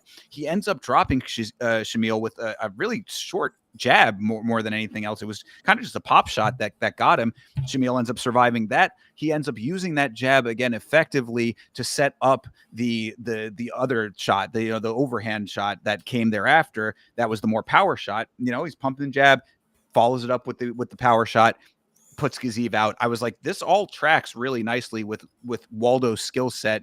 And then, it being Shamil, that's just heavyweight. You know what I mean? You're going to get those guys. He's going to get those until he ends up actually getting the Aspinall fight that he's been asking for. I think that you're doing the right things in the broad scheme of things, the way that he navigates fights with this finishing ability. And that sets people apart. And we'll talk about some other fighters who maybe didn't have that on this card. Yeah, I think with Waldo, it's a confidence thing. It really is. I mean, this is somebody who, on their best day, I think genuinely could be the champion, especially in heavyweight. This is the skill set is not leading you to believe this is one of the greatest of all time, but this is a consistent performer who shows up, and if he has confidence, he can do really good things. And I think that's really what it comes down to. With Pavlovich, I think that is what I saw was somebody who did not have the confidence. And you are right about that point. It's like, just because Pavlovich hasn't knocked anybody out in 2 fights doesn't mean I need to put my face where he's punching, so I don't dislike the idea that maybe I should play my game, counter strike, and try to win over the course of the fight. Maybe he'll gas out, but it's unfortunately not what happened. So Waldo, keep finishing. That's all I gotta say. Yeah, and really, I mean, like, honestly, based on what we have seen, I would actually like. He wants to shoot up. He's been calling for the Aspinall fight. The whole thing with the eye patch. We can talk about that in a second. Whatever. The point is that he's trying to maneuver himself a little bit past Pavlovich. But I would be okay with a rematch of that fight if Waldo could have this level of self belief in that fight, and then take that fight to him the way that he's been taking it to his other opponents. That to me would be, if they rematched that fight and he was able to finish that fight, that would be the time where I'd be like, okay, Waldo may be a level that we have not necessarily been putting him in before. I think what is realistically going to happen, because Waldo has been adamant that he wants to fight one more time before this year's out and set the record of 6 heavyweight fights in a year. I think the only thing that makes sense for Mr. Waldo Cortez Acosta, I know it's fighting down, but if he wants to fight in December, there's only one person within the top 15 that is going to take this fight, and that is Marcin Tybura. This is a very game fighter. Doesn't really care the matchup that he gets. He'll go in there against a striker, go against a grappler on any day's notice, it seems. And whatever the outcome seems to be, he don't really give a shit, I mean, I hate to break it to you, but he's a guy who wants to get a paycheck for fighting. And it's not really a paycheck for winning. He does do his best, but he's in there to get paid. And shout out him. If he goes in there and takes a fight against Waldo in December, that's what I'm seeing can happen. That's what I would say. I say that they put him up against Josh Hokett and get that problem solved. I think Josh Hokett is going to be saved for the Gable Stevenson matchup. I think they have to do that. I mean, we were just talking about the two of them, and I, that we were talking about that in the Discord as well. Honestly, that both people with interesting dynamics to them. Them kind of negating one another. At least you get one taken care of out of that. Yeah. So We'll see. Yeah, a lot of interesting things going on at heavyweight because of how much they're trying to pump into it. But you can't deny Waldo on this one, coming in on 48 hours notice to do it and flying across the planet to do it as well. I really got to give this guy a lot of credit for the circumstances surrounding this fight, in addition to the performance. 100%. All right, moving on to the next one here is Miktabek Orlabai versus Jack Hermanson. Do you want to run down all of the dynamics of this fight one more time for people who are not aware? So the dynamics of this fight is that Jack Hermanson in his last performance was knocked out by Gregory RoboCop Rodriguez at 185 pounds. He has decided to step down to 170 pounds after that performance. Miktabek Orabai in his last two performances have missed weight by more than like 3 to 5 pounds, like to the point where they have to switch it to a catch weight bout at Right. 165 pounds. Therefore, Miktabek is stepping up to 175 pounds to meet Jack Hermanson in the middle of the weight clash that we have here. Now, some people will say that stepping down a weight class after a brutal knockout is not the greatest choice. There are also some people who would say Miktabek doesn't have scales in his cave, so how could he ever make weight? These are things that you can ask yourself, but the only thing that needs to be said is that in one round, a grappler from 155 pounds knocked out a grappler from 185 pounds in the first round with a grazing shot to his eardrum. I mean, you really can't even make this shit up. How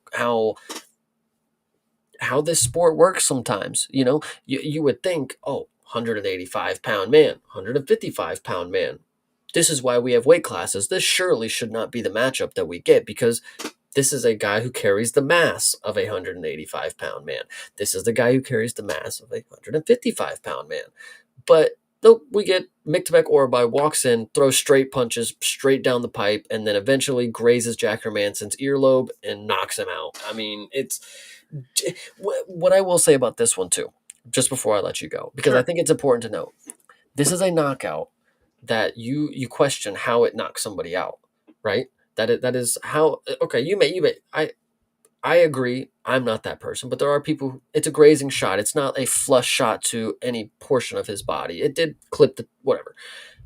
This is one of those moments where you know for fact this was not no dive. This was not no paid off moment. No, this dude really went unconscious, like from a shot that grazed his head. Like, Neil Magny fell over and people are like, that looks a little weird. No, this dude got folded like a lawn chair with this shot. Like it 100% was real. I just want everybody to know that if you were questioning if the shot landed, watch the way he falls. It Oh, was yeah. a clean shot. No, I mean anybody who like pays attention to this sport should know that a shot directly on the ear, even a grazing shot, because you Yeah. are correct. I mean, the shot did go past his head a little bit, but enough connection on the ear. I mean, that's Felder was talking exactly about it. It takes your equilibrium out, and I was like, yeah, it certainly took out his equilibrium, as it also took his soul from his body.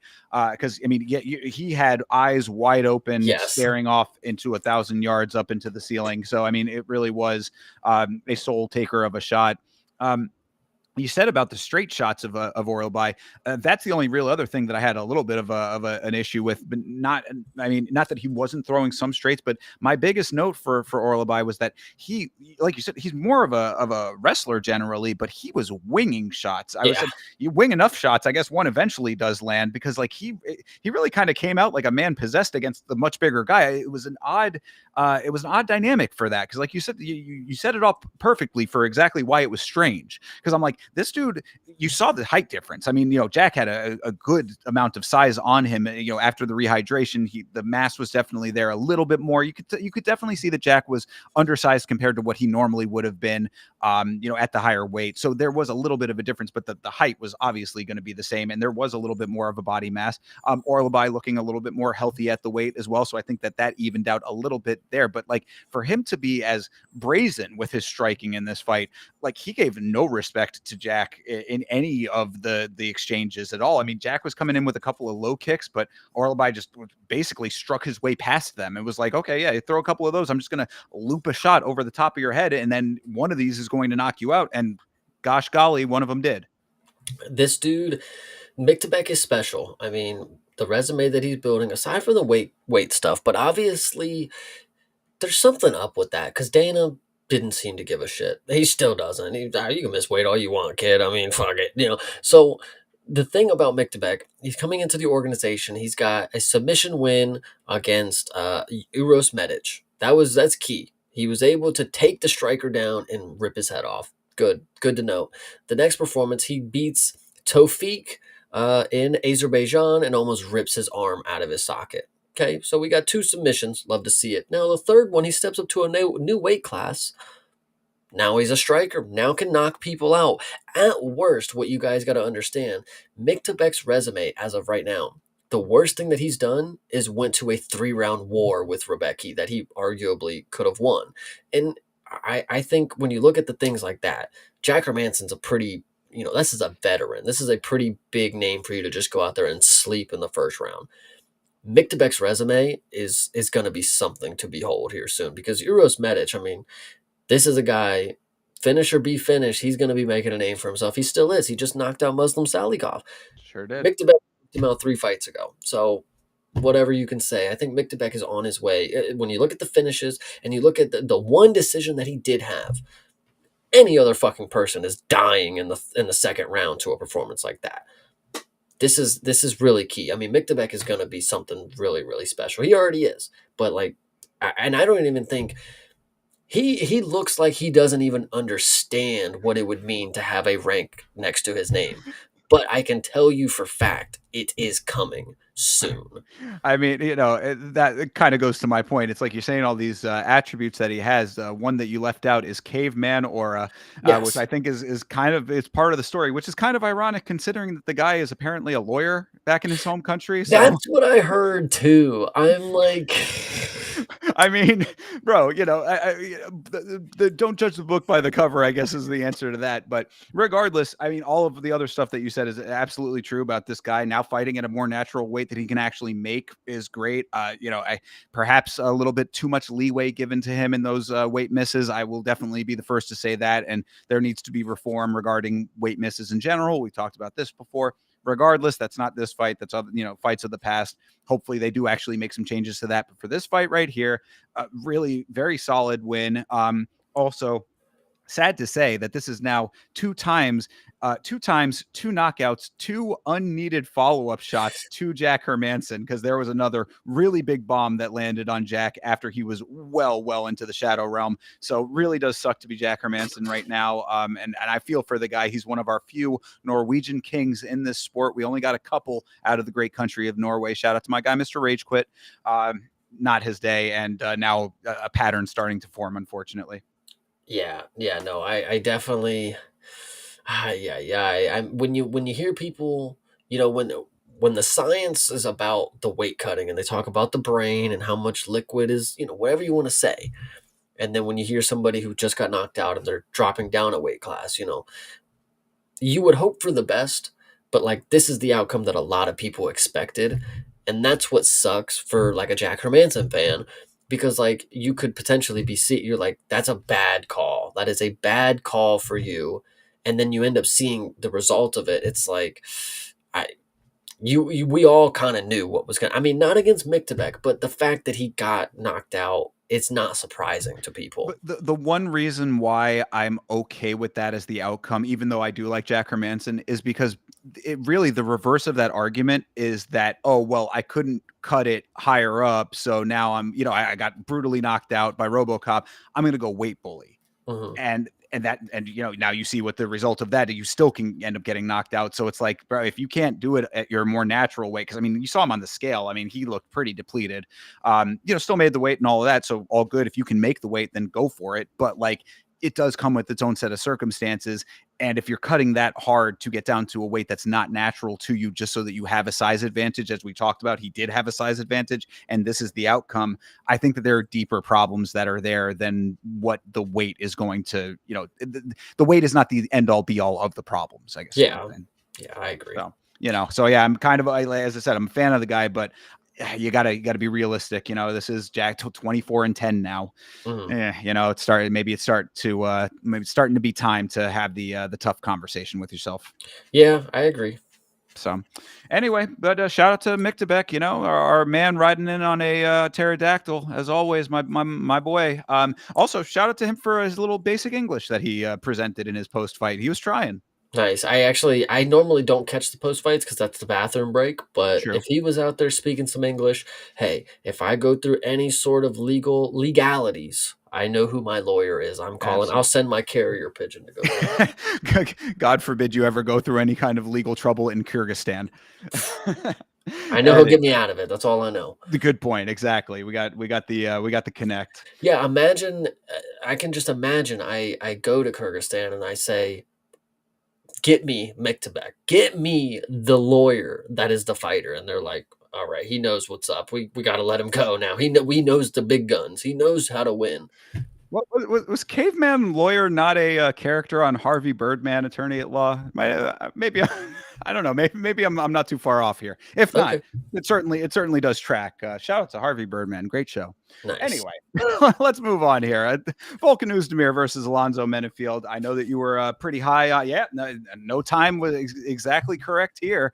I know you were high on Oezdemir coming into this fight. I thought that Menifield was going to be a little bit craftier than he ended up being in this fight. And actually, I don't think that I was too far off on the idea of it because of how it all went down for Menifield when he started to be under pressure. But what did you think? I thought the fight wasn't very long, but I think you could instantly see that it could have went either way because what I noticed very early is that Uzdemir, God love him, he's game. When it comes to striking, he's game. But Menfield like touched him with a jab really early, and he like wobbled all across the cage for a second. I was like, Was oh, it actually that though? Because I know what you're talking about it, and it looked like a slip, but I don't know. yeah. Look, if it was, then great. You know what I mean? I'll take that, and I picked Menifield to win the fight, so I'll hang my hat on anything. But it just the like maybe it was the angle we were seeing it at. Yeah, I don't know. It looked a little wobbly to me, and I was a little worried, like, oh fuck, no way your chin's that bad. But he is game, and he don't let it affect him. He's gonna slug. So I really appreciate the pressure. Puts Menenfield up against the cage, throws some bombs, and I mean, when the fight started, I remember saying like, this is a guy who got knocked out in 30 seconds by Carlos Olberg. Volkan Oezdemir is gonna do nasty things to this guy, and evidently I was right. Volkan Oezdemir walks across the cage, gets stumbled a little bit, slips. What's funny is Volkan Oezdemir is one of these dudes, and I don't know what you would call this, but like gamesmanship, sure, but like he's one of those dudes where he's in the fight and he's like gotta like get himself hyped up, and it's like, all right, dude, calm down, and then comes out and then knocks out Menifeld. Like it's good performance from Vulcan. I really appreciate this dude because listen, I agree. We ain't got time to watch you bullshit around this fucking cage. I done watched the heavyweights at the first fight of the night. I don't need to see that again. Give me good minute and a half and one of you go out and I'm fucking good to go. Like Jesus. Yeah, no, I agree, man. I mean, like, the no time aspect of things, kill or be killed. We were just talking about Uros Medic just a little minute ago. Similar type of guy, he'll go out there, run and gun. Sometimes it doesn't go his way. He's starting to get a little bit more consistent now, but he is of that same mindset. Like that was why when he called for the bonus and was saying like, I go out here and do the damn job. I was like, you have the receipts on that. Volkan Oezdemir is now making that same kind of case. It's like I go out here and get the job done, and I'm going to put this fight on whether or not it goes my way. I'm going to give it my all in the time that I have. Hitting that watch made perfect sense. Now, the note that I do have on Menifield's side, what I kind of led in with, what I had said about Waldo with the head movement and it being a very dangerous game, Menifield found out the hard way how that goes because what happened here was that Menifield ended up getting caught by a couple of knees. He got caught by one that yeah.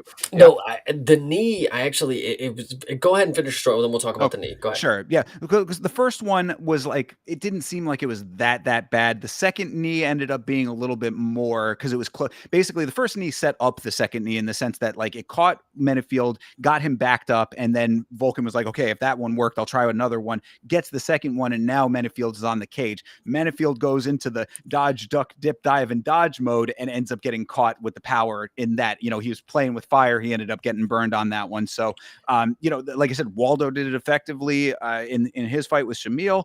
Sometimes you play that game, sometimes it don't go your way. I'm glad you brought up the knee, because what I want you to understand is the way that Uzdemir set it up. Mm-hmm. And it was genuinely beautiful, because I don't think I even see flyweights do it this way. There's a lot of people. Brandon Royval does a very good jab, teep, jab, raise the knee, show the knee. Volkan Uzdemir threw an uppercut, and the knee followed the uppercut. So like the way that it was, you see a punch coming and it's blocking your view here, and the knee's just right underneath it. It was, you dip, you slide out the uppercut. I even think he caught him with the uppercut too, but it was just to place the punch. The knee's coming right to it, drops him in the chin. Very, very good work from Uzdemir. I mean, listen, I'm not going to say this dude's got the skill set that's going to take over the fucking world, but when it's against a fellow striker that Carlos Ulberg is able to knock out, I'm going to go ahead and take Volkan Uzdemir. Yeah, yeah. I mean, I think that this was a very solid performance, and another guy, like you said, understands the assignment, which is, Yeah. it seems like not everybody in this sport is of that mindset, and this dude does. So good deal here. I almost wanted to say that it looked like the way that Menefield went down. It was not an early stop. I'm not saying that it was. I wouldn't. But like from the angle that we were at when we were a little bit far back, it did look like because he was kind of hunched over, and so you were like, oh, maybe he's still with it, and it was just like, oh, he got TKO'd. He ended up collapsing into the referee, and I was like, oh, well, that takes care of any doubt that you might have had in your mind. I was like, oh, what a bad visual that was, unfortunately, for Alonso. Yeah, the finish, it is one of those ones where he's like stuck in time standing, and then he Yeah. takes three extra shots. It's like, all right, he's done, he's done, he's done. Oh, really had to wait for him to hit the mat. Like, come Yeah, on. and then because it's like he goes down to the single knee on the mat, and you're just like, okay, maybe he's just accepted the loss, but then it's like the collapse on top Yeah. of it. It's like, oh god, that's an unfortunate visual, unfortunate optics. Yeah, 100%. But, So well worth the visual, I will tell you that. 10,000%. Absolutely. Uzdemir, really, really nice performance on this one. And a card, going down up until now, we're coming into the co-main event here. A nice little spat of finishes here. So this card really did end up delivering in a nice way. And we'll talk about the co-main here in a second. So, Hell yeah. yeah, anything else on this one? Shout out to Uzdemir one more time. There you go. I like it. All right, let's go into the co-main event because I'm pretty sure we'll both have some interesting thoughts on this. This is Bilal Muhammad versus Ian Machado Gary. We just to set this up, we were on the last episode. We had a conversation about finishing ability from Ian Gary, and that was my big criticism to the point where I didn't have a lot to pull clips from for this for the last week's spat of shorts that I put out on the channel. I pulled this clip because I thought the conversation was a good lead into this fight. And based on what we saw out of this fight, I'm really glad that I did. I think that this fight right here kind of exemplified in a lot of ways the criticisms that I've had of Ian Gary, and the dynamics were as such that the clip ended up proving a little bit truer than I would have thought. I'm not even criticizing the portions that I've kept from you because I think that the mindset makes sense, but I'm very curious to know your thoughts after seeing this fight, like what your current viewpoint of Ian Gary is. My current viewpoint, my current viewpoint of Ian Gary, I don't think has changed. My current viewpoint of the welterweight division after Islam has took the belt has stayed the same. Before Islam claimed the welterweight title, there was a lot of uncertainty in my mind of who was going to be the champ, who was going to be able to just like take the forefront of this division. Now that Islam has the belt, and now that I've seen what Ian Machado Gary has done against Bilal Muhammad, I have once again reclaimed the thought that Islam has there's nothing that's going to be able to keep him from keeping that belt. And I'll tell you why. Machado Gary would like you to believe that he butchered Bilal Muhammad on the feet for 3 rounds. Wasn't necessarily that. Ian Gary actually, left a lot of openings for Bilal to take advantage of him in the striking, and he actually didn't. This was a fault on Bilal. Once again, he's trying to show you that he's a striker, and he's not necessarily the best at it. The thing about this that I think is key It's not that, and Ian Gary would like you to believe, Bilal didn't take me down once, and he trains with Islam. He trained with them. I know how to not get taken down. He was still able to grab you. He was still able to get a hold of you. And that is the difference. Bilal Muhammad may let a grip go and he may not be able to get you down. Islam is not going. If he gets a hold of you, if he has a chance to grab you, there's no 0 for 7 on takedowns. There's 1 for 2 and 5 minutes of control time is going to one of them. And the second one he gets is going to be a submission. So the reason I think it's unfortunate for Ian Gary, because I before Islam took the belt, this is the guy that I would say is on his way to get the belt, and anybody in his way is not necessarily going to be a factor. Shafkat's going to be injured. Carlos Preitas, he already beat. Michael Morales is not going to get the opportunity. Whatever you want to say. But after what I saw Bilal was able to accomplish against Ian Gary, I am 100% certain, and I don't say this with joy, because Ian Gary, I think the skill set, the talent, the potential, the superstar in the making is all there. It is just a damn shame that Islam is 15 times better than Bilal Muhammad. So I mean, okay, fair enough. I think that all of what you're saying is within the acceptable realm as far as the assessment goes as a person who is high on Ian Gary. But what I will say about this fight is that on the watch along, now assessment may have slightly changed on the rewatch, but on the watch along, I thought Bilal won this fight. I had Bilal win in that first round and the third round. This to see two judges give 30-27s to Ian Gary in this fight is atrocious to me. What I have in the notes is that this should be a moral victory for Bilal, even in defeat, because he outstruck Ian Gary in the third round, and I don't give a fuck what anybody says about it. I go back and rewatch it, especially at the very end. He ends up getting some good shots in there. I was like, that in and of itself should be something to hang his hat on in his after being the champion portion of his career. We talk about the hero's journey in this sport. Bilal is on the other side of being a champ now, regardless of how he had to get there and all the circumstances thereof. So look, as I say, upon rewatch, first round was very close. I can understand it going to Ian Gary, but the fact that I even have to say that really does prove the point that I was making in the clip that I put out there. Ian Gary not being a finisher is the thing that will bite him in the ass the most, because these kinds of fights right here, that like this should leave those questions in your mind about the potential for him going forward as far as other people are concerned. Now, granted, he's doing it at the highest level of the division, so I think that that's okay. That like it's a little bit more like what ify, you know what I mean? Like, he's done it against so many other people so much better than, that it's like, okay, I mean, now he's consistently doing it. So it's like, even if it is close, it's still like he's close with the highest of the high. So it has a little bit of a different air to it at this level of the game, but it does not change the fact that these are the types of fights you get out of this guy. It is always grindy, plotty, playing their game. You know what I'm saying? Oh, well, Bilal wants to try to take me down. He couldn't do that. But like you said, he got his hands on you because you let him play his game. Like, you have to take control of these fights. You have to be the winner of these fights, not just a guy who can keep up and then surpass your opponent. You need to overtake your opponent, and that is what Ian Gary does not do. I think there's another thing that we're leaving crucially out of the equation here, which is very key, because this one is, needless to say, an interesting set of circumstances when it comes to eye pokes. So the first eye poke that we get from Ian Machado Gary, he protests. Nope, no, was not. No, don't let him do it. We clearly see the replay. It was Clearly an eye was. poke. It was an Absolutely. eye poke. What I also would like to note about the situation here is that, so Bilal goes to the corner and he's fixing his eye. He's doing his thing. We get a doctor to come in to fix the cut on the wrong side of his face. Interesting, interesting. Love to see that. Why did we do that? Why did we get a doctor to come wipe the cut?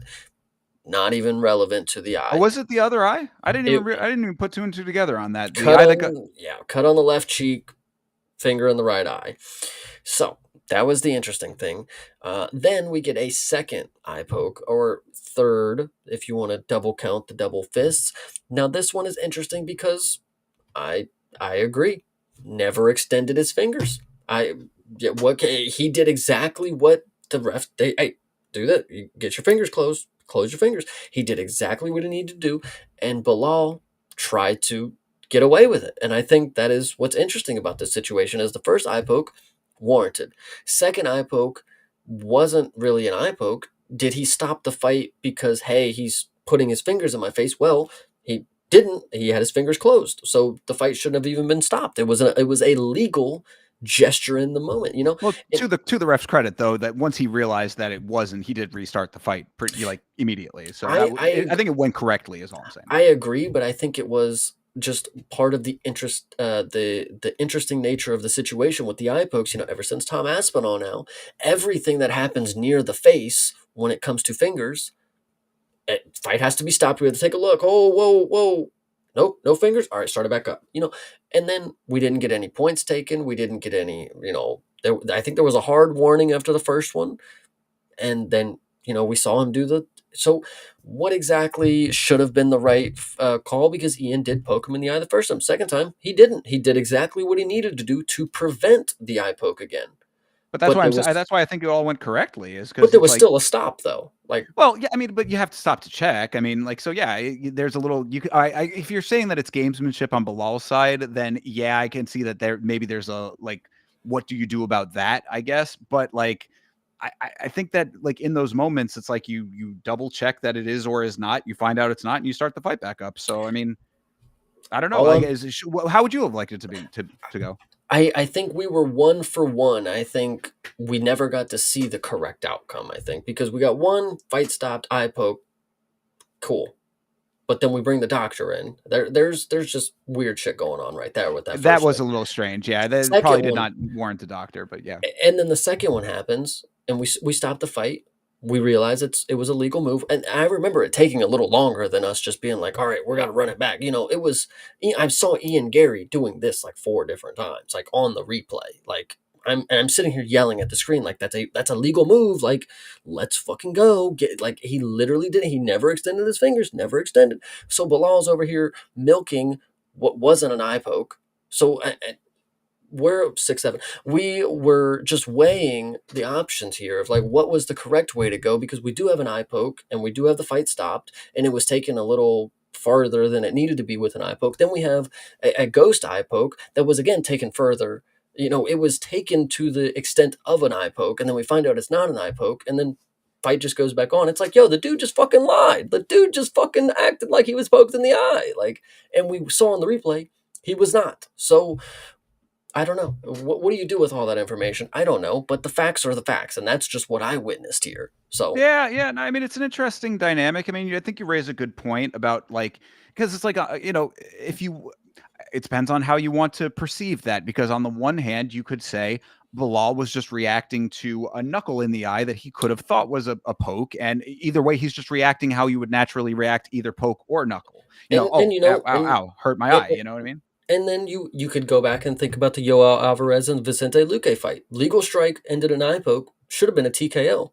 We start the fight back up because we don't know what the fuck's going on. So there's just too many things that could happen. So I think asking for the right resolution, it just doesn't even fucking matter, because we're gonna see a dude who doesn't get poked in the eye stop the fight for a timeout. We're gonna see the same dude get poked in the eye, stop the fight, and then they bring the fucking doctor in. Like Well, nothing is right about the situation. for sure. And I mean, and this, again, we're broken records on this one, but this is why, at least in my estimation, there just needs to be at least a harder set of in writing criteria as to how these things are handled, so that at least you get closer to a standardized methodology that's going to work for these things. Like you have a list of the criteria, you have a list of the things that have to happen when these things happen, and then because this sport is so unique in the sense that there is so many micro movements and small motions and things that comprise all of these things. Like it's a lot of in the moment differences that make every fight unique to itself. So it's like if you get closer to standardization, then there's still going to be a little bit of variation. But if you're taking the bandwidth from, this far out, then you get it to this far out, and then you can still at least be within that smaller range, as opposed to the free for all that you get from it being as wide open as it is right now. Yeah, 100%. So, but I I agree, though. I do think that does add something to the dynamics of this fight. Um, That aside, though, I mean, I don't think that, thankfully, at least, we did not get this to be a full on fight altering set of circumstances the way like what you're saying with the Alvarez and Luque fight was. Yeah, I think, in my opinion, I know there's people out there who will tell you that Bilal Muhammad is, and I'm not saying it in a way that I don't believe this personally. There are people out there who will tell you Bilal Muhammad is a top contender. He's never been finished, whatever you want to say.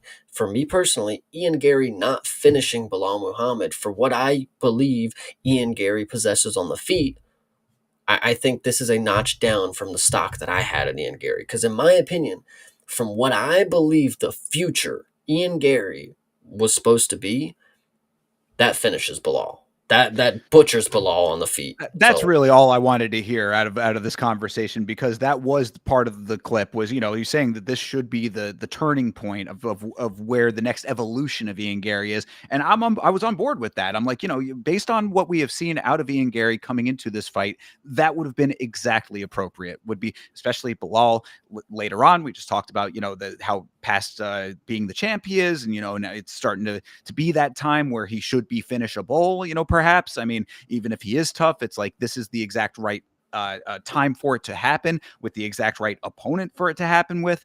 Like all of those things could have lined up correctly here. And if Ian Gary was going to be that guy, now would have been the time. That's why I do take a little bit of pause, because of the point that I had made about him being a finisher. This does not bode well for a champion level fighter, in my estimation.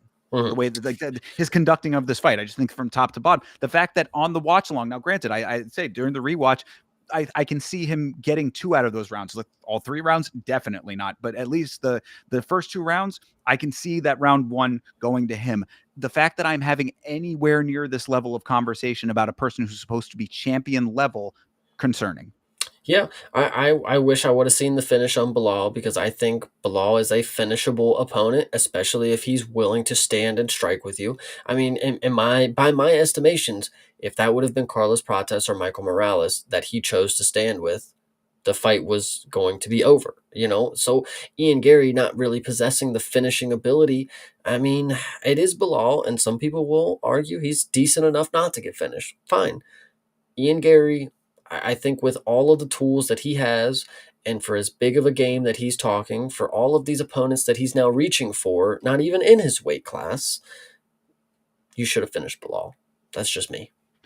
When you say reaching, or were you referencing him reaching to pat Hamzat on the back and Hamzat turning it into a? Reaching over to shove him further across the room. Yeah, Yeah, that was a very strange situation there, because to Ian Gary's credit, outside of the cage, he does seem like he wants to be somewhat friendly with people. He apparently hugged Shavkat on the way out to the fight, he did. I saw that. So yeah, I mean, I didn't actually see it, but I did hear that happened. So great. I mean, like, him being a little bit more of an ambassador for himself, really, somebody who's a little bit more of a shake your hand kind of guy. Because there was another clip that I had seen, and I forget who it was, but it was like somebody eating lunch or something, and he like came up and said, hey, shook his hand and was like, hey, we're not fighting right now. We're just, everything's cool. I just want to say hello, have a good week, that kind of thing. It was like, that's how you should be conducting yourself, in my estimation. Anyway, I appreciated that out of Ian Gary.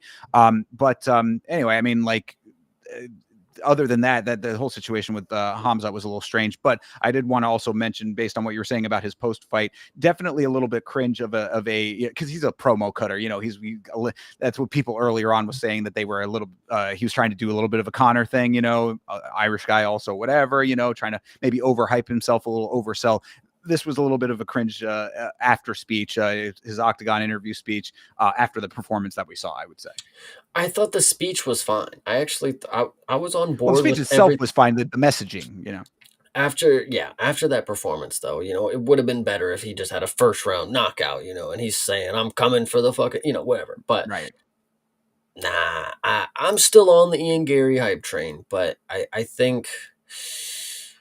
I don't know, guys. I mean, not finishing Bilal, I think, and I'm just a Bilal hater apparently, because I would say the next couple performances that he goes against, I mean, he should be getting finished as well. I think Ian Gary, if he ends up being the odd man out of the people that don't finish Bilal in these next couple performances, or that after the ones that do beat him, if he's the one that stands out for having the close performance, that's not gonna bode well, I guess. Right. And that goes back to my point too. So yeah, I'm with you. Yeah. We'll just have to see, I guess. Yeah, Bilal, I think that it's okay that he's sunsetting. We're obviously seeing rapid changes in welterweight right now. Really, I think that the biggest what if at the moment is Shavkat, because Shavkat is, No. well, no, I mean, no, not in the landscape of the division. I mean, because like Shavkat is basically sidelined while this division is rapidly evolving without him, is what I'm trying to say. So, it's kind of an unfortunate thing that that's the case. We're gonna have to see what happens when he does come back. I mean, is he even going to be in the same equation because the equation has changed? Who knows? Yeah, that is a good one. Yeah, we're gonna have to find out what's going on with Shavkat because apparently he just don't know how to fight. I don't know. He just don't know how to stay active. I mean, I don't think that he doesn't know how to fight. He's just injured and all of those other things. And if that's the case, who knows what the reality is? But it is conspicuous that he has been injured and re-injured and is out for quite an extended period of time as this division continues to grow and augment itself in ways that were not the case when he was active. So And sucks. I'm pretty sure a lot of people were curious how fitting it would be for a champion who's always injured and always sidelined to get the belt. And we're seeing exactly what that's like in the 185 division. So if Shavkat comes back and gets the belt and he ends up being sidelined and inactive just like everybody else, we're gonna need to start throwing some vacancies around because I'm tired of seeing people hold these fucking belts and getting their title reigns just so I can see it in the little ticker on the bottom left of my ESPN fucking screen about how long this dude's title reign is, and it's one fucking fight from Hamzat Shemaev that lasted 1,600 fucking days. Like, Yeah, this is a fair point. So yeah, hopefully that is not the case, and we'll see what ends up happening up a weight. But oh yeah. either way, that was the co-main event. Let's round this thing out with the main event here. This is Armin Tsarukyan versus Dan Hooker. I mean, really, my main point of all of this was Armin doing Armin things. Not too much to really discuss about this as far as I'm concerned, considering that actually I did want to shout out CTE. CTE, who was in the chat earlier. Hopefully, you're still hanging out with us. But if not, either way, still a shout out to the homie because what he had said on the watch along was this fight was very much an athlete versus a fighter. Dan Hooker, he's a tough guy. He'll go out there. He to his credit, walked forward. He never stopped walking forward in this fight. So that is his style. He will walk face first into a fire. Armin Tsarukyan is a combat sports athlete. He is very well rounded. He is very active in all positions. He can do it on the feet. He can do it on the ground. And you saw that in this. So sometimes the grit and determination of a fighter who's going to go out there and throw hands does not equal up to the athleticism of a combat sports athlete. And that would be how I looked at this fight. This fight, I mean, this guy beat Charles Oliveira, guys. If you didn't know that he was going to be able to beat Dan Hooker, I don't know what to tell you. I Yeah. mean, Yeah. I have heard, and I know Dan Hooker's a Kiwi, so it's not necessarily the same. But I've heard that the Australians, there's not many of them. That we got to ride for each other, if that's what it is. So people of these smaller nations, the bias doesn't get put aside. And I think that is a good thing that you need to realize with some of these fighters. Like with someone like Dan Hooker, it was never going to be in the cards for him to beat Armin. I mean, I just don't genuinely think that it was ever going to be a thing. And that's the only thing that I'll say about it. Dan Hooker really just he cemented what I have been thinking about him for the last couple fights. He went to war with Jalen fucking Turner, got his face broke, arm broke by Jalen Turner, damn near gets beat by Gamrot, arguably does, in my opinion, left his face looking like a car crash. And now people are surprised that Armin Sarukian comes in and mops him in one round. Like, Are people surprised? I mean, are they? I mean, I don't think anybody's really surprised by this, right? I mean, are there people literally that were like, I mean, I think a lot of people I think wanted Dan to win. I mean, look, yeah, we know that Armin is on the shit list. I really don't like Armin. I like after what we talked about on the Friday show with the headbutt that was coming into this, all of his other stuff that his little antics. He is a spoiled brat, is what he is. And that does not change the fact that he's really that great at this sport. I mean, he's that great at this sport. So it's like, I think a lot of people were maybe putting a little bit more faith in Dan than other fights because they wanted it so badly. But same thing happens with when Jake Paul fights. You know what I mean? Like everybody just wants him to get knocked out, but he picks the fight. I mean, really, I thought that the interesting take about this was from Derek Brunson, of all people, had said he was like, Armin gamble paid off. He ducks Islam. He beats Dan Hooker. He's right back into title contention. This is exactly all went to play. His bullshit plan worked out perfectly. The only thing that I think is only to note here, uh, is so if you remember back when he pulled out from Islam, and everybody was talking about how he was doing that stupid training move that got his back hurt. You really, and nobody's talking about this, and I'm glad I get to be apparently the first, because I think it is completely crucial to talk about. When Dan Hooker jumped Gilly and Armin Tsarukyan did his little scramble out of it, that was 100% because of that training move. Like it is almost exactly the same position. Just roll to your head and then just contort your body the other way. He genuinely, we can laugh at him all we want for how stupid that training method looks.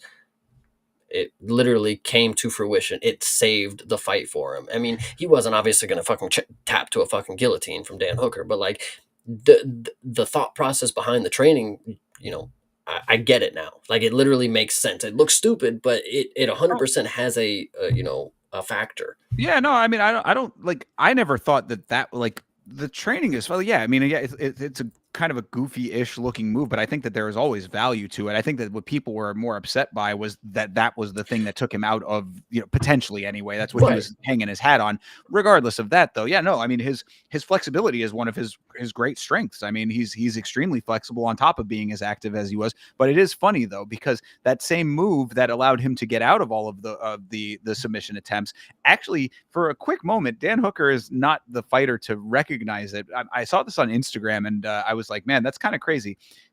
For a very brief moment, Armin was actually in one of the most dangerous submissions that you can be in. He was actually in a dragon sleeper, which is essentially where his head was, like facing upwards and is kind of almost in the guillotine position.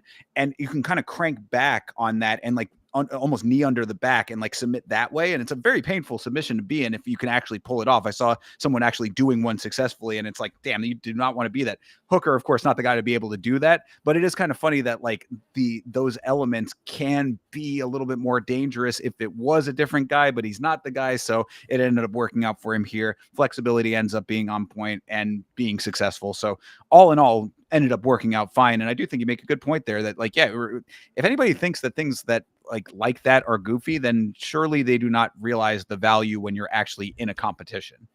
Yeah, I think it wasn't that it was just goofy, and I don't think people should be making fun of it, or I think it should just like it's just funny how it works. Like that is the clip that everybody hangs their hat on. Like, look, there goes Armin hurting his fucking back, because he's trying to impress Nina.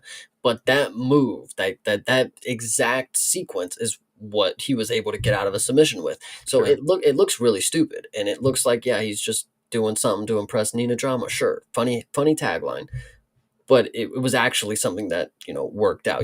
We see a lot of stupid fucking training methods these days. There's a lot of stupid stuff in this world.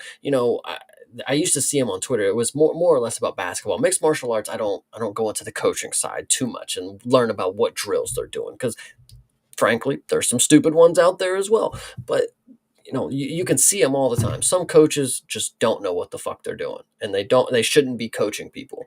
But when you see something like this, and you see the training, and then you see it actually practical, like it adds up. It's like, okay, somebody actually knew what they were doing when they told him to do that. Like the thought process was, if you get in the guillotine, you can just roll out of it, even if you potentially might put yourself in the worst submission that you could have ever done. So yeah. Yeah. Yeah. Fair enough. I mean, really, like I don't have all that much else to talk about with this. I mean, I talked about Armin's activity. I mean, as I said, I think it's one of his greatest attributes as a fighter. There's no lay and pray in Armin. Like he is always doing something to either advance himself to a better position or strike. So I have to really give him credit for that. I think that it's again one of his greatest attributes is that he's never inactive in his fights. It's only time he is ever deactivated is when it's his opponent's doing, and it's very rare that that happens. So shout out to him for that. And the real last note that I had was that the head clash was a little bit unfortunate because it certainly swelled Dan's eyebrow ridge of about 4 sizes after that connected. But I mean, what it could have happened off of strikes if it wasn't going to. And really, I mean, I think that it was just an unfortunate little kind of blip in an already very problematic landscape for Dan. See, the thing about that one is that could have actually happened at the weigh-ins. You know, that Good like point. yeah. Yeah. Yeah. So the thing about that also, well, not about that specifically, about this fight also is that if I was truly a Dan Hooker fan, and he comes in here with a new fucking tattoo every fight, and he's having a good time, and he's telling us that he's gonna smash this dude, and I watched you jump 2 fucking guillotines, and that was your plan? That was your winning method against Arman Tsarukyan? Just jump Gilly. Dustin Poirier works out for him so much. Mm, He love saw to see Suam it. Almabayev. That's what he saw Yeah, Almabayev yeah, earlier on the yeah, card. but it just makes me mad, like, that Dan Hooker, you were supposed to smash him on the feet. He takes you down instantly, and it's just like, all right, I just gotta fucking jump a Gilly. There's nothing else. Like, like, That is an unfortunate aspect of this thing because that's what everybody really wanted out of this was for Dan to chin him, and it's just there really was no real that wasn't happening. and we do and I'm not trying to, be. What was the camp like if you get into the fight and you have nothing, like nothing at all? You may as well not even have went to camp if you have nothing to offer in the fight that's gonna like be relevant. Like the fact that Armin smoked Dan Hooker, it's not surprising. But as a professional athlete, a veteran of the sport, Dan Hooker is he's got the skill sets. There should have been at least something that I could have hanged my hat on. Like as a top contender, well, he did that to Armin. Like, he at least got him. Like he jumped 2 fucking guillotines that weren't gonna work. I So mean, that's why I led off with it. He walked forward, but he walked directly into an ass whooping, is what it was, unfortunately. But that is really because I think that like if you go back to Dan's other fights, is some of the ones that he was more successful in. Like if he's able to sort of like get his rhythm and unfold with that pressure level, then he does have a little bit more success like further on in. If like another fighter who, if he's getting his way, then things go his way. But it's like you can't just walk forward without actually throwing your hands and expect Armin not to just, get his arms around your waist, start transitioning to the other positions that he wants. I mean, Armin is tactician when it comes to this type of fighting, and you were basically like already figured out by the way that you were like putting the pressure on without backing it up. I think what I will admit, I don't know if anybody else feels this way, but I would rightfully assume they do, and they just won't admit. Um, Armin is a lot better than I remember.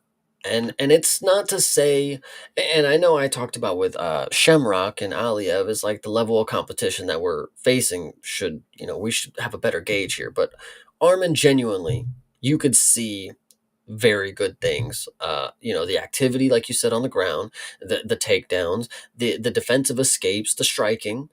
Dan Hooker is a ranked opponent. This is one of the top competitors at lightweight, and Arman Tsarukyan made it look easy. It's not an unranked opponent that he made look easy. It is a ranked opponent who is genuinely close in some realm to getting a title shot. Not now, but before the fight had started, he was. Who know now? Oh, you mean Dan Hooker you're talking Dan about? Yeah, Hooker, you got yes. yeah, sure. So Arman Tsarukyan is very good. I after we did not see him fight Islam, I think in our minds he loses a couple notches down, and we would, and maybe not everybody assume uh, coordinates that with his skill set, but like if he didn't fight Islam, in my mind, time goes on, I'm forgetting more and more about his performances and what he actually does bring to the table. This was a very good refresher. Like, okay, actually, him and Islam would have been a really good fight. Yeah, It's well, I just mean, unfortunate. that's my whole that's yeah, no, like from my perspective, like this is why I hate Armin so much is he is that good.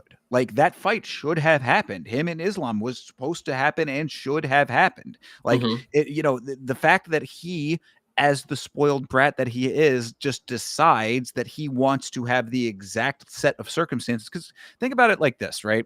There's two ways that fight, him pulling out of that fight could have been. One, he didn't want to fight and just made up an excuse, or two, he was actually injured. Either one of those, does not bode well for him because one is, literally I just want to wait out for a different opponent and, make it easier for myself to just snatch the belt. Or the other is I'm injured, but is it actually an injury that is taking me out of the fight? Or do I just want to be 100%, I don't even want to have a hangnail going into the fight. Both of those do not bode well for a champion. So it's like, I like it's his personality that's the problem. It's not his skill set. Yeah, I definitely agree with that.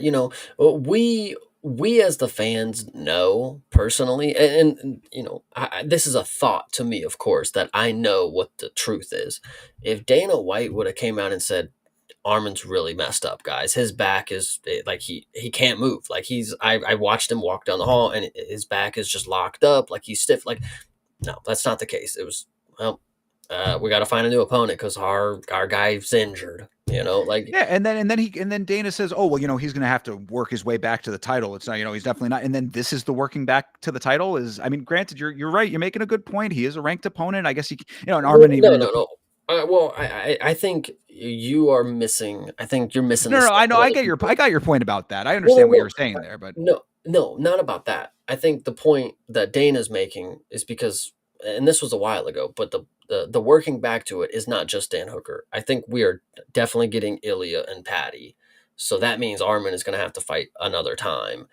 That's just my personal opinion about it. okay. I That's mean, if going to be that's the working back to it. and if that happens and then he wins again, hopefully without a whole bunch of bullshit involved as well, then I'll be at least okay with that. I mean, like maybe I don't even know if I will be okay with that because it's him, but like still, I guess I'm gonna have to be right. Well, yeah. Look, I'm not If gonna. I can come across to saying Zalal can beat people and is a good representation for Morocco, let's start not hating on Armin Sarukian so Oh, much. apples and oranges, I would argue, but okay, fine, fair enough. He wins another fight after that. Fight somebody a little bit closer, make it like a fight that he has to take whoever the opponent is. It's just like, look, you have to fight Armin, or you're going to be in the same position Armin was in. Okay, and then I'll at least give it if he's not pulling a whole bunch of extracurricular nonsense. But still, I'm he's always going to have blemishes on the record based on how he conducts himself, and it all plays out into this landscape that he himself has made. You always have to remember we talk about narratives in this sport. He created this narrative for himself. 100%. So, all right, well, I mean, I guess then that will do it. Unless you got anything else about Dan and Armin. No, I think I spoke my piece. I think I did that. As did I. So that takes us to the end of UFC Fight Night Tsarukyan versus Hooker. Chase, after talking it through, what are your final assessments of this Qatar card? This was a really good one. This was a really good one, other than, and I know I started it talking about the first two fights, but I will give Aliev a little bit of grace. The first fight was dog ass. The second fight was not great, but it was at least enjoyable.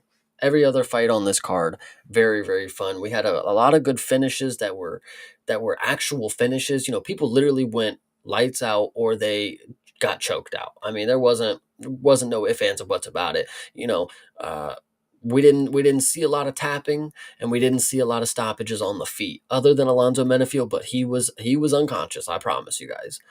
Yeah, most definitely. Yeah, really, talking it through was a good way to refresh all of the memory on everything that happened here. And after talking it through, this really was a very fine card. I think Qatar got a really nice entryway for them being a region of the sport that gets fights. I forgot to mention it. I forgot to mention it. So, and this is back to the crowd cam moment that I foreshadowed at the beginning. There was one specific crowd cam moment that was absolutely beautiful by the UFC because it is just such perfect timing that you can't make up. So, Big Waldo gets his knockout. Okay, this is the most exciting portion of the show. Like, this is Big Waldo came out here. He did it again on 48 hours notice. They cut the camera to Speed, which you are familiar with Sure, Speed, ISO speed, yeah. and he's just yawning. Love it. You Got get him. you get our social media influencers that are supposed to, these are going to be the people like, oh my God, Speed's on the TV, and he's not even enjoying the most highlighted portion of the show. So, love to see it. Fantastic. Yes. Very glad that we got I Show Speed and KSI in the crowd for this one. Man, I hope that they enjoyed their time in Qatar. Good Lord. We were talking about Hezbollah having his licensing deal. I can guarantee you that those two gentlemen were paid a good amount of money to fly across the world and sit in a chair. Yeah, and hopefully they were sat maybe very, very far away or at least in front of Lazy Boy so they didn't have to see his lips. Good Lord. If you haven't seen the image, join the Discord. You'll see it in there and highly, I highly recommend it. I don't know if you recommend it highly because that's going to be in my nightmares. Yeah, for real, exactly. So, sweet dreams on that one.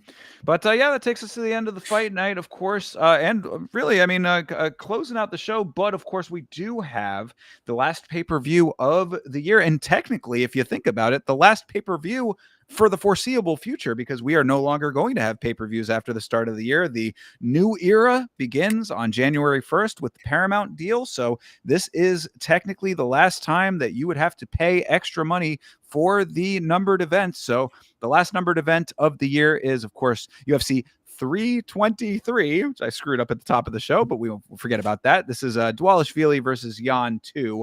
And we also have no fights coming up this weekend, so we're just going to do a very quick rundown of these fights. Come back next week. Next Monday, we will be doing a next week's fights where we will go over all of these fights in depth, give you our predictions and our thoughts on these fighters. So before I do that, Chase, you got anything that you wanted to add to what I just said there? I think everybody should just be ready for next Monday because we are going to go over all of these fights in depth, and there's some that you really don't want to miss, especially that nice co-main event that's hanging around. But we'll get Indeed. into So, it. yeah, let's run them down real quick. Of course, your main event of the evening is Merab Dvalishvili versus Piotr Jan in their rematch. Looking forward to that one. Co-main event, Alexandre Pantoja versus Josh Van, Mr. Chase's favorite fighter, or one of them at least. After that is Brendan Moreno versus Tatsuro Taira. That is a banger of a fight right there. Henry Cejudo is taking on Peyton Talbot. Interesting matchup there. I think that there's a lot of dynamics going into that one that'll make that interesting. Jan Blachowicz versus Bogdan Guskov. Guskov getting a little bit of a bump there for, maybe depending on how you look at Jan Blachowicz nowadays. We'll talk about that one, of course. On your prelims, Grant Dawson back again versus Manuel Torres. Interesting that that's so high up there. Maybe that bout order will change. Terrence McKinney is fighting Chris Duncan. Now that it has fireworks written all over it, potentially. Hell yeah. Macy Barber, if she shows up, is fighting Karini Silva. And on your early prelims, how are they putting my boy Nazim Sadikov on the early prelims? This is a banger fight right here. Nazim Sadikov versus Fares Zayem as your early prelim featured fight. Good Lord, tune in early because that is a banger waiting to happen as well.